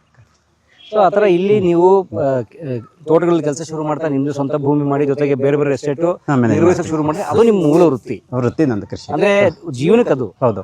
ಸೊ ಈ ರಂಗಭೂಮಿಯಲ್ಲೂ ನಿಮ್ಮ ಹವ್ಯಾಸ ಅಷ್ಟೇ. ಅಂದರೆ ತೇಜಸ್ವಿ ನಿಮ್ಮ ಉಚಿತನವೇ ಅಷ್ಟೇ. ಉಚಿತನೇ. ರೈತ ಸಂಘದ ಒಂದು ಉಚಿತನೇ, DSS ಒಂದು ಉಚಿತನೇ. DSS ಜೊತೆ ಹುಡುಗರ ಜೊತೆ ಸಾಕಷ್ಟು ನನಗೆ ಹೆಚ್ಚು ಗೆಳೆಯರು ಇವತ್ತಿರೋ DSSನವ್ರು ಇವತ್ತು ಕೂಡ. ನಾನು ಯಾವ ಇದ್ರ ಕಷ್ಟದಲ್ಲಿ ನಿಂತವ್ರ ನಿಮ್ಮ ಜೊತೆಲಿ ಅವರೇ. ರೈತ ಸಂಘದಲ್ಲೂ ಇದ್ದೆ, ರೈತ ಸಂಘದಲ್ಲೂ ಸ್ವಲ್ಪ ಕೆಲವು ವರ್ಷ ಇದ್ದೆ. RP ವೆಂಕಟೇಶ್ ಮೂರ್ತಿ, ನಮ್ಮ ದತ್ತ ಅವರು. ಆಮೇಲೆ ಕೊನೆಗೆ ನಂಜುಂಡ ಸ್ವಾಮಿ ಜಗಳ ಮಾಡ್ಕೊಂಡು ಬಿಟ್ಟು ಬಂದೆ ನಾನು. ಯಾವಾಗ MP ಎಲೆಕ್ಷನ್ಗೆ ಕ್ಯಾಂಡಿಡೇಟ್ ಹಾಕಿದ್ರು ರೈತ ಸಂಘ, ಅವತ್ತು ಜಗಳ ಆಯ್ತು. ಜಗಳಕ್ಕೆ ಸಕಲೇಶ್ಪುರಲ್ಲೇ ಜಗಳ ಮಾಡ್ಕೊಂಡು ನಾನು ನಮ್ಮಷ್ಟು ಗೆಳೆಯರು ನಾವು ಬಿಟ್ಟು ಬಂದು ಹೊರಗಡೆಗೆ. ರೈತ ಸಂಘ ಅವ್ರ ಬಗ್ಗೆ ಗೌರವ ಇದೆ ಇವತ್ತು ಕೂಡ. ಜಗಳ ಆಡ್ಕೊಂಡು ಅವ್ರು ಹುಚ್ಚಿನಾಗಿ ಜಗಳ ಆಡೋದು, ಆದರೆ ಒಂದು ಆತ್ಮವಿಶ್ವಾಸ ಅನ್ನೋದು ತುಂಬಿಕೊಟ್ಟರು ಅವರೇ. ರೈತನಿಗೆ ಯಾರನ್ನು ಬೇಕಾದ್ರೆ ನೀನು ಪ್ರಶ್ನೆ ಮಾಡ್ಬೋದು, ಅದೇ ಇದು ಮಾಡಿದ್ರೆ ನಂಜುಂಡ ಸ್ವಾಮಿ, ಅದನ್ನು ಮರಿಲೇಬಾರ್ದು. ಆದರೆ ಹಾಗೆ DSS ಈಗ ಮಾದೇವನೂ ಇದ್ದರು. ಮಾದೇವ ಈಗಲೂ ಜೊತೆ ಮಾದೇವ ಹೋಗ್ತೀನಿ ಅವ್ರ ಮನೆಗೆ, ಮಾತಾಡ್ತೀನಿ. ಅವ್ರದ್ದೊಂದು ದಾರಿ ಬೇರೆ. ಕೊಟ್ಟನಹಳ್ಳಿ ರಾಮಯ್ಯ ಇನ್ನೊಂದು ಫ್ರೆಂಡು ನನಗೆ. ರಾಮಣ್ಣನಿಗೆ ಮೊನ್ನೆ ಹೇಳಿದೆ, ಏನೋ ಭಾಷಣ ಮಾಡಿದರು ಬಹುರೂಪಿಲಿ. ಇದರಲ್ಲಿ ನಿಜ ಎಂಥದ್ದು ಬಾಬಾ ಸಾಹೇಬ್ ಮೊನ್ನೆ ಆಯ್ತಲ್ಲ ಬಹುರೂಪಿ ಜಯಂತಿ ಅಲ್ಲ, ಅವರೇ ಥೀಮ್ ಇಟ್ಕೊಂಡೇ ಮಾಡಿದ್ರಲ್ಲ ಮೈಸೂರಲ್ಲಿ. ಅಲ್ಲ, ಕೊಲಾಜ್ ಅಲ್ಲ, ಈ ಸರ್ತಿ ರಂಗಾಯಣದ ಬಹುರೂಪಿ ಉತ್ಸವ, ಅಂಬೇಡ್ಕರ್ ಬಹುರೂಪಿ ಬಾಬಾ ಸಾಹೇಬ ಇಡೀ ಉತ್ಸವನೇ ಅವ್ರ ಹೆಸರಲ್ಲೇ ಮಾಡಿದರು. ಅದಕ್ಕೆ ಬಸ್ಸು ಸ್ವಲ್ಪ ಹೇಳಿದರು, ತಪ್ಪು ಮಾಡ್ತಾ ಇದ್ದೀರಿ ನೀವು ಅಂತ. ಅದು ನಿಜನೂ ಇರ್ಬೋದು, ಇರಲಿ. ರಾಮಯ್ಯ ಇದ್ದರು, ಕೊಟ್ಟನಹಳ್ಳಿ ರಾಮಯ್ಯನ ತಮಾಷೆ ಮಾಡ್ತಾ ಇರ್ತೀನಿ. ರಾಮಣ್ಣ ನೀನು ಮೋಸ್ಟ್ ಅನ್ಪ್ರೆಡಿಕ್ಟೇಬಲ್ ಮಂಟೇಸ್ವಾಮಿ ಕಣಯ್ಯ ಅಂತ. ಹಂಗೆ ಅವರು ಈಗ ಒಂದು ಹೇಳ್ತಾರೆ, ಇನ್ನು ಸ್ವಲ್ಪ ಇನ್ನೊಂದು ಹೇಳ್ತಾರೆ ರಾಮಣ್ಣ ಅಂತವರು. ಈಗ ಅಂಥವ್ರು ನಮ್ಮ ಜೊತೆ ಇದ್ದಾರಲ್ಲ, ಫ್ರೆಂಡ್ಶಿಪ್ಪಲ್ಲೇ ಇದ್ದೀವಿ. ಬಹುತ್ವ ಭಾರತ. ಬಹುತ್ವ ಭಾರತ, ಏನು ಮಾಡೋಕ್ಕಾಗಲ್ಲ. ಬನ್ನಿ ಥಿಯೇಟರ್ ನೋಡ್ಕೊಂಬರೋಣ. ಆಯ್ತು. ಆಮೇಲೆ ಇಷ್ಟೆಲ್ಲದ್ರ ಮಧ್ಯೆ ನಿಮ್ಮ ಜೀವನ, ಕೃಷಿ, ಬೇರೆ ತೋಟದ ನಿರ್ವಹಣೆ, ಥಿಯೇಟರ್ ಜೊತೆಗೆ ಈ ಸಾಂಸ್ಥಿಕವಾಗಿ ಈ ಥರದೊಂದು ರಂಗಮಂದಿರ ಕಟ್ಟಬೇಕು, ಇದೆಲ್ಲ ಯಾವಾಗ ಬಂತು ಪ್ಲಾನ್? ಇದು ಯಾವಾಗ ಬಂತು ಅಂದರೆ, ನಾವಲ್ಲಿ ಸ್ಕೂಲ್ ಗ್ರೌಂಡಲ್ಲೇ ಮಾಡ್ಕೊಂಡಿದ್ದು. ಸ್ಕೂಲ್ ಗ್ರೌಂಡಲ್ಲಿ ಅಲ್ಲೇ ಒಂದು ಸಣ್ಣ ರಂಗಮಂದಿರ, ಇದು ಸ್ಟೇಜು ಕಟ್ಕೊಂಡಿದ್ದು. ಒಂದು ಸ್ವಲ್ಪ ಇದು ಮಾಡ್ಕೊಂಡು ಸ್ಟೇಜ್ ಕಟ್ಕೊಂಡಿದ್ದು. ಆ ಸ್ಟೇಜಲ್ಲಿ ಅದು ಎಷ್ಟಾದರೂ ಸ್ಕೂಲು, ಆ ಸ್ಕೂಲ್ ಕಟ್ಟಿದ್ದು ನಾವು ಗೆಳೆಯರು ಸೇರಿ, ಸರ್ಕಾರಿ ಶಾಲೆ, ಸರ್ಕಾರ ಗ್ರ್ಯಾಂಟ್ ಮಾಡಿಸಿ ಆ ಜಾಗಕ್ಕೆ ಹೊಡೆದಾಡಿ MLA ಆಗ ಬಿ ಡಿ ಬಸವರಾಜ್ ಅಂತ MLA ಇದ್ದರು, ಅವ್ರು ಹೆಲ್ಪ್ ಮಾಡಿದರು. ಹೆಲ್ಪ್ ಅಂದರೆ ಕಟ್ಟಿದ್ದೀವಿ ಅಂತ, ಫಾರೆಸ್ಟ್ ಲ್ಯಾಂಡ್ ಅಂತ ತಕರಾರು ಮಾಡಿದರು. ಫಾರೆಸ್ಟ್ ಅಲ್ಲ, ಅದು ಸೋಷಲ್ ಫಾರೆಸ್ಟು. ಅಲ್ಲಿ ನುಗ್ಗಿ ಸ್ಕೂಲ್ ಕಟ್ಟಿದ್ದು, ಆಮೇಲೆ ಸ್ಕೂಲ್ ಬೆಳೆಸಿದ್ದು. ಈಗ ಇಡೀ ತಾಲೂಕಲ್ಲೇ ಹೈಯೆಸ್ಟ್ ಸ್ಟ್ರೆಂತ್ ಇರೋ ಸ್ಕೂಲಾಗಿ ನಡ್ಕೊಂಡು ಬರ್ತಾಯಿದೆ, ಚೆನ್ನಾಗಿದೆ ಸ್ಕೂಲು. ಆದರೆ ಅಲ್ಲಿ ಆ್ಯಕ್ಟಿವಿಟೀಸ್ ಇರುವಾಗ ತೊಂದರೆಗಳು ಶುರುವಾಯಿತು. ಯಾಕೆಂದರೆ ಕೆಲವರು ಆಫೀಸರ್ಸ್ ಬರ್ತಾರೆ, ಪರ್ಮಿಷನ್ ತೊಗೊಳ್ಬೇಕು. ಕಾನೂನು ಪ್ರಕಾರ ಕರೆಕ್ಟು, ಸ್ಕೂಲ್ ಗ್ರೌಂಡಲ್ಲಿ ನಾವು ಮಾಡ್ಬೇಕಾದ್ರೆ BO ಪರ್ಮಿಷನ್ ಬೇಕು. ನಮಗದು ಕಿರಿಕಿರಿ ಅನ್ಸಕ್ಕೆ ಶುರುವಾಯಿತು. ಆಮೇಲೆ ಇದಾಯ್ತು. ಅಷ್ಟೊತ್ತಿಗೆ ಈ ಜಾಗನೂ ಗ್ರ್ಯಾಂಟ್ ಆಗಿತ್ತು, ಬಂಗಾರಪ್ಪ ಗೌರ್ಮೆಂಟ್ ಇದ್ದಾಗ. ಬಂಗಾರಪ್ಪ ಕೊಟ್ಟಿದ್ದು ಒಂದು ಭಾಳ ವಿಶೇಷ, ಒಂದು ವೈಟ್ ಪೇಪರ್ ಅಪ್ಲಿಕೇಶನ್. ನಮ್ಮದು ಲೆಟರ್ ಹೆಡ್ ಇಲ್ಲ, ಏನೂ ಇಲ್ಲ. ವೈಟ್ ಪೇಪರಲ್ಲಿ ಬರೆದು ಆಗ ಬಂದಿರಲ್ಲ ನಮ್ಮ ಸತೀಶ್ ಅಂತ, ಅವರ ಹ್ಯಾಂಡ್ ರೈಟಿಂಗ್, ಅವ್ರು ಬರೆದಿದ್ದು. ನಾವೆಲ್ಲ ಕುತ್ಕೊಂಡು ಹೇಳಿದ್ದು, ಇಲ್ಲೊಂದು ಹೋಟೆಲಲ್ಲಿ ಕುತ್ಕೊಂಡು ಬರೆದಿದ್ದು ಅರ್ಜಿ, ನಮಗೆ ಈ ಥರ ಆ್ಯಕ್ಟಿವಿಟೀಸ್ ಮಾಡ್ತಾಯಿದ್ದೇವೆ, ಜಾಗ ಬೇಕು ಅಂತ ಸರ್ವೆ ನಂಬರ್ ಎಲ್ಲ ಹಾಕಿ ಮಾಡಿ, ನಮ್ಮ ಪೇಪರ್ ಕಟ್ಟಿಂಗ್ಸ್ ಎಲ್ಲ ಇಟ್ಟು, ವೈಯಕ್ತಿಕ ಮುಖ್ಯಮಂತ್ರಿಗಳು ಅಂತೆಲ್ಲ ಬರೆದು ಕವರಿಗೆ ಹಾಕಿ ಪೋಸ್ಟ್ ಮಾಡಿದ್ದು. ಪೋಸ್ಟ್ ಮಾಡಿ ಕೂತ್ಕೊಂಡು ಸುಮ್ಮನೆ ಎಲ್ಲೂ ಹೋಗಲಿಲ್ಲ. ಒಂದು 6 ತಿಂಗಳ ಕಳೆದಮೇಲೆ ತಾಲೂಕು ಆಫೀಸಿಗೆ ಹೋದೆ. ತಹಸೀಲ್ದಾರ್ ನಿರ್ವಹಣೆ ಅಂತ ತಹಸೀಲ್ದಾರ್ ಇದ್ದರು. ಅವ್ರನ್ನ ಕೇಳಿದೆ, ಸರ್ ರಂಗಮಂದಿರಕ್ಕೆ ಜಾಗಕ್ಕೊಂದು ಅರ್ಜಿ ಕೊಟ್ಟಿದ್ದೇನಾರು ಬಂತ ಅಂತ. ಯಾರಿಗೆ ಕೊಟ್ಟಿದ್ರು? CM ಕೊಟ್ಟಿದ್ದು, ಬಂಗಾರಪ್ಪನವ್ರಿಗೆ. ಅಲ್ಲಿಗೆ ಹೋಗಿದ್ರಾ ನೀವು? ಇಲ್ಲ, ಪೋಸ್ಟ್ ಮಾಡಿದೆ. ನೋಡಿ ನಮ್ಗೆ ನಕ್ಬಿಟ್ರು ನಮ್ಮನ್ನು. ಆದರೆ ಅದು ಎಲ್ಲಿಗೆ ಹೋಗುತ್ತೆ ಅಂತ ಏನೋ ಗೊತ್ತು. ಏನು ಮಾಡ್ತಿದ್ದೀನಿ ಎಲ್ಲ ಹೇಳಿದೆ. ಇಲ್ಲಿಗೆ ಒಂದು ಅರ್ಜಿ ಕೊಡಿ ನೋಡೋಣ ಅಂದರು. ನಾನು ಹೊರಗೆ ಬರಬೇಕಾದ್ರೆ ಆಮೇಲೆ ಅವ್ರು ಹೇಳಿದರು, ನೋಡಿ ಆ ಥರ ಎಲ್ಲ ಕೊಡೋಕ್ಕಾಗಲ್ಲ, ಯಾರ್ಯಾರಿಗೂ ಜಾಗ ಕೊಡೋಕ್ಕಾಗಲ್ಲ ಏನೋ ಹೇಳಿದರು. ನಾನು ಬಂದುಬಿಟ್ಟೆ ಸೀದಾ. ನೆಕ್ಸ್ಟು ಬಂಗಾರಪ್ಪ ಗೌರ್ಮೆಂಟು ಬಿದ್ದೋಯ್ತು. ಆ ನಂತರ ಸ್ವಲ್ಪ ಸಮಯ ಆದಮೇಲೆ ಇದ್ದಕ್ಕಿದ್ದಾಗೆ ಇದೇ ತಹಸೀಲ್ದಾರ್ ನಮ್ಮನ್ನು ಹುಡ್ಕೊಂಡು ಬಂದರು. ಎಲ್ಲೋ ಹೋದವರು ದಾರಿಲಿ. ನಾವು ಪಂಚಾಯತ್ ಆಫೀಸಲ್ಲಿ ಕೂತಾಗ ಕೇಳಿದರು, ಯಾರಿಲ್ಲಿ ಜೆ ಕರ್ನಾಟಕ ಸಂಘ ಅಂತ ಇದೆಯಲ್ಲ, ನೋಡಿ ನೀವು ಆಫೀಸಿಗೆ ಬಂದು ಹೋಗಿ ಅಂತೇನೋ ಹೇಳಿದರು ಅವರು. ಸರಿ ಅಂತ ನಾನು 2 ದಿವಸ ಬಿಟ್ಟು ಆಫೀಸಿಗೆ ಹೋದಾಗ ಅವ್ರ ಹತ್ರ ಹೋಗಲಿಲ್ಲ, ಕೇಸ್ ವರ್ಕರ್ ಹತ್ರ ಹೋದೆ. ಅಂಕೇಗೌಡರು ಅಂತ ನಮ್ಮ ಪರಿಚಯದವರು ಕೇಸ್ ವರ್ಕರ್ ಇದ್ದರು. ಕೇಳಿದೆ, ಸರ್ ಇಂದ ರಂಗಮಂದಿರಕ್ಕೆ ನೋಡ್ತೀನಿ ರೀ ಅಂದರು. ದರ್ಖಾಸ್ತು ಫೈಲ್ ತೆಗೆದ್ರು, ಹುಡುಕಿದ್ರು. ನೋಡಿ ಏನು ಹೇಳಿ, ಜೆ ಕರ್ನಾಟಕ ಸಂಘ ಹಿಂಗೆ ನೋಡಿದರು. ಚಾನ್ಸ್ ಹೊಡೆದ್ರಲ್ರಿ ಅಂದರು. ಏನಂತ 1 ಎಕರೆ ಜಾಗನ ಬಂಗಾರಪ್ಪ ಕ್ಯಾಬಿನೆಟಲ್ಲಿ ನೋಡಿ. ಒಬ್ಬ ಕಲಾವಿದ ಬಂಗಾರಪ್ಪನೊಳಗಡೆ, ಒಬ್ಬ ಸಂಗೀತಗಾರ ಎಲ್ಲವೂ ಇದ್ದ. ಅದಕ್ಕೆ ಗೊತ್ತಿತ್ತು ರಾಜಕಾರಣ ಏನೇ ಇರಲಿ. ಆದರೆ ಅದು ನೋಡಿದ ತಕ್ಷಣ ಇವ್ರು ಏನು ಮಾಡ್ತಾ ಇದ್ದಾರೆ ಅಂತ, ಬರೀ ವೈಟ್ ಪೇಪರ್, ಲೆಟರ್ ಹೆಡ್ ಇಲ್ಲದೆ ಅಪ್ಲಿಕೇಶನ್, ಅದಕ್ಕೆ 1 ಎಕರೆ ಗ್ರ್ಯಾಂಟ್ ಮಾಡಿದ್ರು. ತಾವು ಮುಖ್ಯಮಂತ್ರಿಯಾಗಿ ಇಳಿಯೋಕ್ಕೆ ಮೊದಲು. ಆಮೇಲೆ ಇದು ನಮ್ಮ ಗ್ರ್ಯಾಂಟ್ ಇದು ಇತ್ತು, ಸರ್ಟಿಫಿಕೇಟ್ ಎಲ್ಲ ತೊಗೊಂಡು ಮಾಡೋದು. ಇದೇ ಜಾಗ ಇದು 1 ಎಕರೆ ಬರೀ ಬಿಳಿ ಹಾಳೆಯ ಅರ್ಜಿಗೆ ಸಿಕ್ಕಂಥ ಜಾಗ. ಇದನ್ನು ಬಂಗಾರಪ್ಪ ತೀರ್ಕೊಂಡಾಗ ನಾನು ಲಂಕೇಶ್ ಪತ್ರಿಕೆ, ಗೌರಿ ಲಂಕೇಶಿಗೆ ಬರೆದೆ. ಆರ್ಟಿಕಲ್ ಅದರಲ್ಲಿ ಪಬ್ಲಿಷ್ ಆಯಿತು, ಹಾಕಿದ್ದೆ, ಇದನ್ನು ಬರೆದಿದ್ದೆ. ಬೇರೆ ಕಡೆನೂ ಬರೆದಿದ್ದೀನಿ, ಬಂಗಾರಪ್ಪ ಕೊಟ್ಟ ಜಾಗ ಇದು ಅಂತ. ನಮಗೆ ಬಂಗಾರಪ್ಪನ ಇಲ್ಲಿ ಕರಿಬೇಕು ಅಂತ ಬಾರಿ ಆಸೆ ಇತ್ತು, ಆದರೆ ಅದಾಗಲಿಲ್ಲ. ಅದು ಹಾಗೆ ಈ ಜಾಗ ಬಂಗಾರಪ್ಪ ವೈಟ್ ಪೇಪರ್ ಅಪ್ಲಿಕೇಶನ್ ಕೊಟ್ಟ ಜಾಗ. ಬನ್ನಿ ನೋಡ್ಕೊಂಬ. 1 ಎಕರೆ ಇದೆ. 1 ಎಕರೆ. ಸೊ ಹೇಗಿದೆ, ಕಾಡಿತ್ತ ಇಲ್ಲಿ, ಗುಡ್ಡ ಇತ್ತಾ? ಇಲ್ಲ, ಬೋಳು ಗುಡ್ಡ ಇತ್ತು. ಇದು ಬೋಳು ಗುಡ್ಡ ಇತ್ತು. ಹಂಗಿತ್ತಲ್ಲ? ಹಂಗ ಆಗುವಲ್ಲ, ಏನೂ ಇಲ್ಲ, ಹುಲ್ಲೇ ಬರೀ. ನೋಡಿ ಇಲ್ಲಿ ತೋರಿಸ್ತೀನಿ ನಿಮಗೆ, ಅದರ ಪಳೆಯುಳಿಕೆ ಥರದ್ದು ಜಾಗ ತೋರಿಸ್ತೀನಿ, ಬನ್ನಿ. ಹೀಗೆ ಹೋಗೋಣ. ಈಗ ಇಲ್ಲಿ ಮೇಲೆ ಕಾಡಿಸ್ತಾ ಇರುತ್ತಲ್ಲ, ಹೀಗೆ ಹೋಯ್ತು, ಆ ಕಡೆ ಕೆಳಗೆ ತನಕ ಹೋಯ್ತು. ಹೀಗೆ ಈ ಕಾಡಲ್ಲ, ಕಾಡದು ಫಾರೆಸ್ಟ್, ಅದು ಸೋಷಿಯಲ್ ಫಾರೆಸ್ಟ್. ಅದು ಇಲ್ಲಿ ಸ್ವಲ್ಪ ಹಿಂದ್ಗಡೆ ಹೀಗೆ ಬಂತಲ್ಲ, ಇಲ್ಲಿಂದ ಬಂದು ಹೀಗೆ ಹೋಗಿ ಆ ಸ್ಕೂಲ್ ಮೂಲೆ ತನಕ ಹೋಯ್ತು ಜಾಗ. ಇದು ಟ್ರಯಾಂಗಲ್ ಶೇಪಲ್ಲಿ ಇದೆ. ರೋಡಿಂದ ಕೆಳಗೂ ಸ್ವಲ್ಪ ಜಾಗ ಇದೆ. ಬೋಳುಗುಡ್ಡ ಅಂದರೆ ಬೋಳುಗುಡ್ಡ ಇತ್ತು. ಇದು ರೈತ ಸಂಘದ ಕಾಲದಲ್ಲಿ ಫಾರೆಸ್ಟ್ ಡಿಪಾರ್ಟ್ಮೆಂಟು ಸೋಷಿಯಲ್ ಫಾರೆಸ್ಟ್ ಮಾಡಬೇಕು ಅಂತ ಹೇಳ್ಕೊಂಡು ಇಲ್ಲಿ ಗಿಡ ಹಾಕಕ್ಕೆ ಬಂದರು, ಸಾಮಾಜಿಕ ಅರಣ್ಯ. ಅವಾಗ ರೈತ ಸಂಘ ವಿರೋಧ ಮಾಡ್ತು, ದನ ಮೇಯಕ್ಕೆ ಜಾಗ ಬೇಕು, ನೀವು ಇಲ್ಲಿ ಬೆಳೆಯೋಂಗಿಲ್ಲ ಅಂತ. ಆಯಿತಾ? ರೈತ ಸಂಘದವ್ರಿಗೆ ನೆಟ್ಟು ಗಿಡ ಎಲ್ಲ ನೋಡಿ ಈ ಥರ ಇತ್ತು. ಹೀಗೆ ಜಸ್ಟ್ ಇದೇ ಥರ ಇತ್ತು ಗುಡ್ಡ.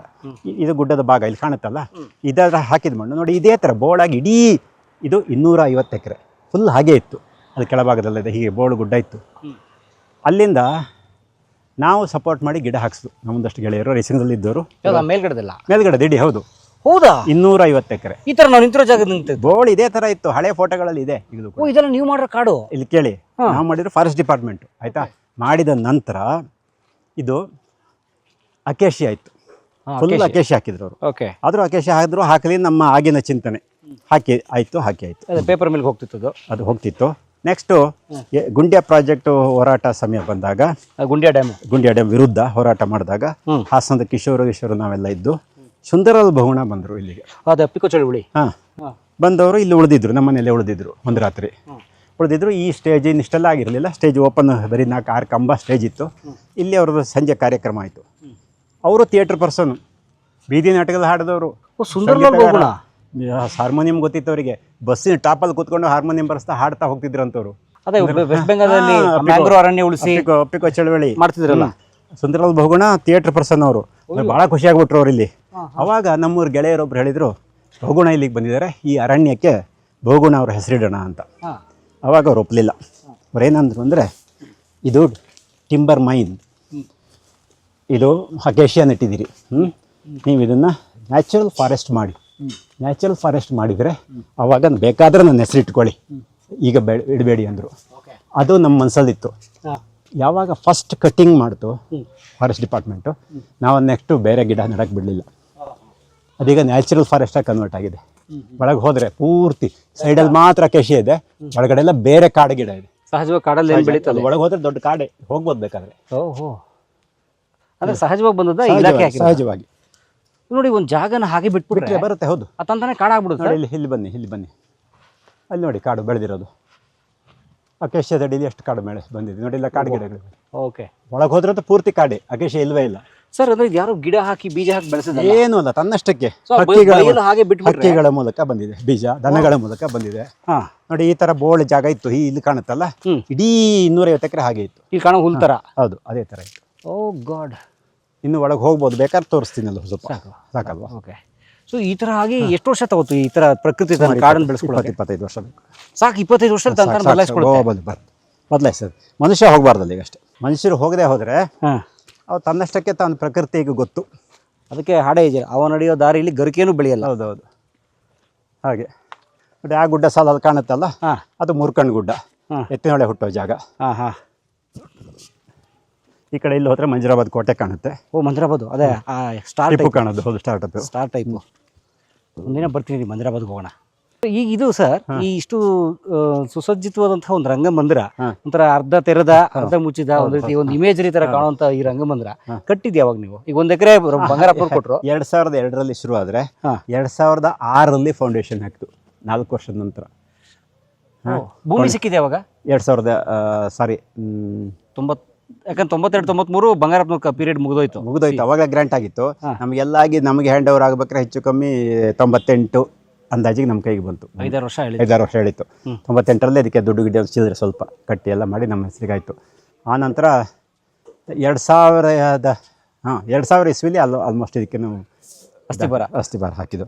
ಆಮೇಲೆ ಸ್ವಲ್ಪ ಕಟ್ತಾ ಬಂದು, ಫಸ್ಟ್ ಒಂದು ಬರೀ ಒಂದು ಫೌಂಡೇಶನ್ ಹಾಕಿ ಒಂದು 4-6 ಪಿಲ್ಲರ್ ಮಾಡಿದ್ದು, ರೂಫಿಂಗು, ನೆಲ ಹಾಗೆ ಮಣ್ಣಿನೆಲ್ಲ ಇತ್ತು, ಅದರಲ್ಲೇ ಕಾರ್ಯಕ್ರಮ ಶುರು ಮಾಡಿದ್ದು. ಆಮೇಲೆ ನಿಧಾನಕ್ಕೆ ಒಂದಷ್ಟು ಇದಕ್ಕೆ ಸಿಮೆಂಟ್ ಹಾಕಿದ್ದು. ಆಮೇಲೆ 2 ಸೈಡು ಒಂದಿಷ್ಟು ರೂಮ್ ಕಟ್ಟಿದ್ದು ನಿಧಾನಕ್ಕೆ, ಅದು ಅರ್ಧ ನಿಂತಿತ್ತು 2 ವರ್ಷ. ಆಮೇಲೆ ಮಾಡಿದ್ದು, ಆಮೇಲೆ ಇದು ಗೋಡೆಗಳು ಕಟ್ಟಿತು, ಇದು ಮಾಡೋದು, ಹೀಗೆ ಒಂದು ಸೇರ್ತಾ ಇದು ನೋಡಿ, ಇದು ಗೆಸ್ಟ್ ಹೌಸು ಅಂದರೆ ಡಾರ್ಮೆಟ್ರಿ. ಆ ಕಡೆ ಅದೊಂದು ಈಗ ರೂಮು, ಎಲ್ಲದಕ್ಕೂ ಮಲ್ಟಿಪರ್ಪಸ್ ಅದು. ಈ ಕಡೆ ಸ್ಟೋರು, ಇಲ್ಲೊಂದು ಕೆಳಗಡೆ ಇದೊಂದಿದೆ, ಇಲ್ಲೊಂದು ಸಿಂಗಲ್ ಬೆಡ್ರೂಮ್ ಹೌಸ್ ಇದೆ, ಕ್ಯಾಂಟೀನ್ ಬಿಲ್ಡಿಂಗ್ ಇದೆ. ಕ್ಯಾಂಟೀನ್ ನಡೀತಾ ಇತ್ತು, ಈಗ ನಿಂತೋಗಿದೆ, ಯಾರು ಇಲ್ಲ ಬರ್ತಾ ನಡೆಸ್ತಿದ್ರ ಅಂದರೆ ಬೇರೆ ಯಾರೋ ಬಂದು ಮಾಡಿಸ್ತಿದ್ರು ನಾವು.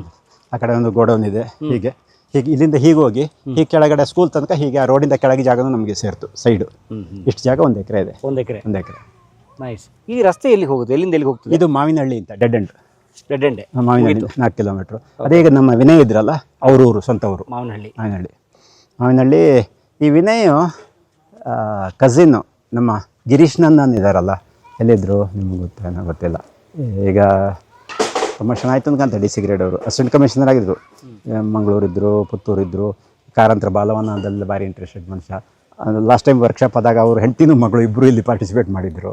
ಹಾಗೆ ಗಿರೀಶ್ ನಂದನ್ ಅಂತ ಅವ್ರು ಅಂದರೆ ಅವ್ರ ತಂದೆ ಮುಳ್ಳಯ್ಯ ಅಂತ, ಅವರು ನನಗಿಂತ ಹಿರಿಯರು, ನಮ್ಮ ಭಾರಿ ಆತ್ಮೀಯರವರು. ಅವ್ರ ಮಗ ಇವರು ನೇವಿಲಿದ್ದರು. ನೇವಿಯಿಂದ ಬಂದು ಮತ್ತೆ KS ಮಾಡಿಕೊಂಡು ಬಂದರು. ಹಾಗೆ ನಮ್ಮ ಈ ವಿನಯನ ಕಸಿನ್ನು ಇವರ ತಂದೆ ಅಣ್ಣ ದೊಡ್ಡಪ್ಪ ಅಣ್ಣೇಗೌಡ ಅಂತ ಇಲ್ಲಿ ತಹಸೀಲ್ದಾರ್ ಆಗಿದ್ದರು ನಮ್ಮಲ್ಲೇ. ಬಟ್ ಪ್ರಕೃತಿ ಮಧ್ಯೆ ಪುಟ್ಟದಾಗಿ ನಿಮ್ಮ ಶಕ್ತಿಯಾನುಸಾರ ನೀವು ಇಡೀ ಗುಂಪು ಸೇರ್ಕೊಂಡು ತಂಡ ಒಂದು ರಂಗ ಚಟುವಟಿಕೆ ಮಾಡ್ತಿದ್ದೀರಿ. Great sir. ಅದು ಇದೆಲ್ಲ ನೋಡಿ, ಇದರಲ್ಲಿ ಟೋಟಲಿ ಒಂದು 10% ಸರ್ಕಾರ ಅಂದರೆ ಈ MP ಫಂಡು ಅದು ಇದು ಗ್ರ್ಯಾಂಟ್ಗಳಿರ್ಬೋದು. ಬಾಕಿ 80% ಆಲ್ಮೋಸ್ಟ್ ಪಬ್ಲಿಕ್ ಮನಿ, ನಮ್ಮ ನಾಟಕಗಳಿಂದ ಬಂದ ದುಡ್ಡು, ನಮ್ಮ ಯಾರೋ ಗೆಳೆಯರ ಬಳಗದಿಂದ ಕೊಟ್ಟ ದುಡ್ಡು, ಯಾರೋ ಅನಾಮಿಕರು ದಾನ ಮಾಡಿದ ದುಡ್ಡು, ಹೀಗೆ ಈ ಥರ ದುಡ್ಡಲ್ಲೇ ಕಟ್ಟಿರೋದು. ಜೊತೆಗೆ CSR ಫಂಡ್ ಬಂದ CSR ಫಂಡ್ ಈ ವರ್ಷ ಫಸ್ಟ್ ಟೈಮ್ ಅದು ನಮ್ಮ ಇವರು ಕ್ರೆಡಲ್ನವ್ರು ಕೊಟ್ಟಿರೋದು. ಅದು ಫಸ್ಟ್ ಟೈಮ್ ಅದು CSR ಫಂಡ್ ಬಂದಿದ್ದು. ಒಂಥರ ಸುಬ್ಬಣ್ಣ ಅವ್ರ ಹೆಗ್ಗೋಡು ನಮ್ಮ ನೆನಪಿಸ್ತಾ ಇದೆ ನಮಗೆ. ಹೀಗೆ ಇದು ರಂಗಧಾಮ. ಆ್ಯಕ್ಚುಲಿ ರಂಗಧಾಮ ಹೆಸರು ನಮ್ಮ ಸುಬ್ಬಣ್ಣವ್ರದ್ದು ಅಭಿನಂದನ ಗ್ರಂಥ ಇದೆ. KV ಸುಬ್ಬಣ್ಣ ಅಭಿನಂದನ ಗ್ರಂಥದ ಹೆಸರು ರಂಗಧಾಮ. ಹೀಗೆ ಹಿಂದ್ಗಡೆ ಆ ಕಡೆ ಒಂದು ಇದು ಕಟ್ಟಿದ್ದು ಇಲ್ಲಿ. ಮತ್ತು ನಿಮ್ಮ ಗೌರ್ಮೆಂಟ್ ಫಂಡ್ಗಳ ಪ್ರಾಬ್ಲಮ್ ಏನು ಗೊತ್ತಾ? ಗೌರ್ಮೆಂಟ್ ಫಂಡ್ 10 ಲಕ್ಷ ಕೊಟ್ಟರೆ ಅವರು ಕೆಲಸ ಆಗೋದು 3 ಲಕ್ಷದ 4 ಲಕ್ಷ. 10 ಲಕ್ಷ ಬಂದರೆ ಇವತ್ತಿನ ರೇಟಲ್ಲಿ 10 ಲಕ್ಷ ಬಂದರೆ 18% GST ಹೋಗುತ್ತಾ? ಕಟ್ ಮಾಡ್ಕೋತಾರಾ? ಅಲ್ಲೇ 2 ಲಕ್ಷ ಹೋಯ್ತು, ಇನ್ನೇನು ಉಳಿಯೋದು. ಓ, ನಿಮಗೆ ಅನುದಾನಗಳು ಕೊಟ್ಟರೆ ಸರ್ಕಾರ? ಅನುದಾನಕ್ಕೂ GST ಇದೆಯಾ? ಈಗ ಹಿಂದ್ಗಡೆ ಇದೆ, ಇದು ರಾಜ್ಯಸಭಾ ಸದಸ್ಯರ ದುಡ್ಡು ಅಂತ ದೇವೇಗೌಡರು ಇದ್ರಲ್ಲಿ ಬಂದಿರೋದು. ಇದು 4 ಲಕ್ಷ ಲೆಕ್ಕ, 1,75,000 ಕೆಲಸ ಆಗಿದೆ ಅದರಲ್ಲಿ. ಯಪ್ಪ, ಏನಾಯಿತು? 18% GST ಹೋಯ್ತು. 18% GST, ಮಿಕ್ಕಿದ್ದು ಪರ್ಸೆಂಟೇಜ್ಗಳು 20% ಹೋದ್ರೂ 4 80,000 ಹೋಗುತ್ತೆ. ಇನ್ನು 3,20,000 ಇರಬೇಕಲ್ಲ. 3 ಲಕ್ಷ ಅವ್ರ ಪರ್ಸೆಂಟೇಜು 40%. ನಮ್ಮ ದೊಡ್ಡ ಸಮಸ್ಯೆ ಅಂದರೆ ಪರಮೇಶ್, ನಮ್ಮ ಸಮಸ್ಯೆ ಈ ಕೆಮ್ಮಣ್ಣು. ಏನಂತ ಹೇಳಿದ್ರೆ, ಈ ಕೆಮ್ಮಣ್ಣು ಮುಟ್ಟಿದ್ರೆ ನೋಡಿ ಹೋಗಲ್ಲ ಅದು ಬಣ್ಣ, ಕೆಂಪು ರೆಡ್ ಆಕ್ಸೈಡ್ ಥರ. ಓ, ನಿಮಗೆ ಬೇರೆ ಮುಖಕ್ಕೆ ಪೌಡ್ರು ಏನು ಬೇಕಾಗಿಲ್ಲ, ಈ ಮೈ ಅದು ಹಚ್ಕೊಂಡು ಹಚ್ಕೊಂಡ್ರೆ ಹೋಗೋದೇ ಅಲ್ಲ, ಕೆಂಪಾಗಿ. ಅಂದರೆ ಈ ಭಾಗದಲ್ಲಿ ಮಾತ್ರ ಇಡೀ ಸಕಲೇಶ್ಪುರ? ಇಲ್ಲ, ಇಲ್ಲಿ ಮಾತ್ರ 1 ಕಿಲೋಮೀಟರ್ ಸುತ್ತಮುತ್ತ ಇದೆ ಅಷ್ಟೇ, ಇಲ್ಲ. ಓಕೆ. ಬಹುಶಃ ಹೆಂಗೆ ಕಾಣಿಸ್ತದೆ ಗೊತ್ತಾ, ಈ ಕೆಮ್ಮಣ್ಣು ಗುಂಡಿ ಕುದುರೆ ರೆಡ್ ಆಕ್ಸೈಡ್ ಇದು, ಏನಿಲ್ಲ, ಐರನ್ ಓರೆ ಅದು. ಅಡಿಲಿದೆ, ಅಡಿಲಿರ್ಬೋದು. ಅದಕ್ಕೆ ಇಲ್ಲಿ ಸ್ವಲ್ಪ ಜಾಗದಲ್ಲಿ ಇದೆ, ಇಲ್ಲಿ ಮತ್ತೆಲ್ಲೋ ಅದೊಂದು ಗುಡ್ಡ, ಅಲ್ಲೊಂದು ಕಡೆ ಒಂದಿಷ್ಟು ಜಾಗದಲ್ಲಿ ಇದೆ. ಮತ್ತು ಒಂದು ಸಿಂಪಲ್ ಹೇಳಿದರೆ, ಇಲ್ಲಿಗೆ ಕಾಫಿ ಬಂದಿದ್ದು ಹೆಂಗೆ ಸರ್? ಬ್ರಿಟಿಷ್ನವ್ರು ತಂದು ಕೊಟ್ಟದ? ಹೌದು, ಬ್ರಿಟಿಷ್ ಮೂಲ ಬಂದಿತ್ತು ಇಂಡಿಯಾಕ್ಕೆ.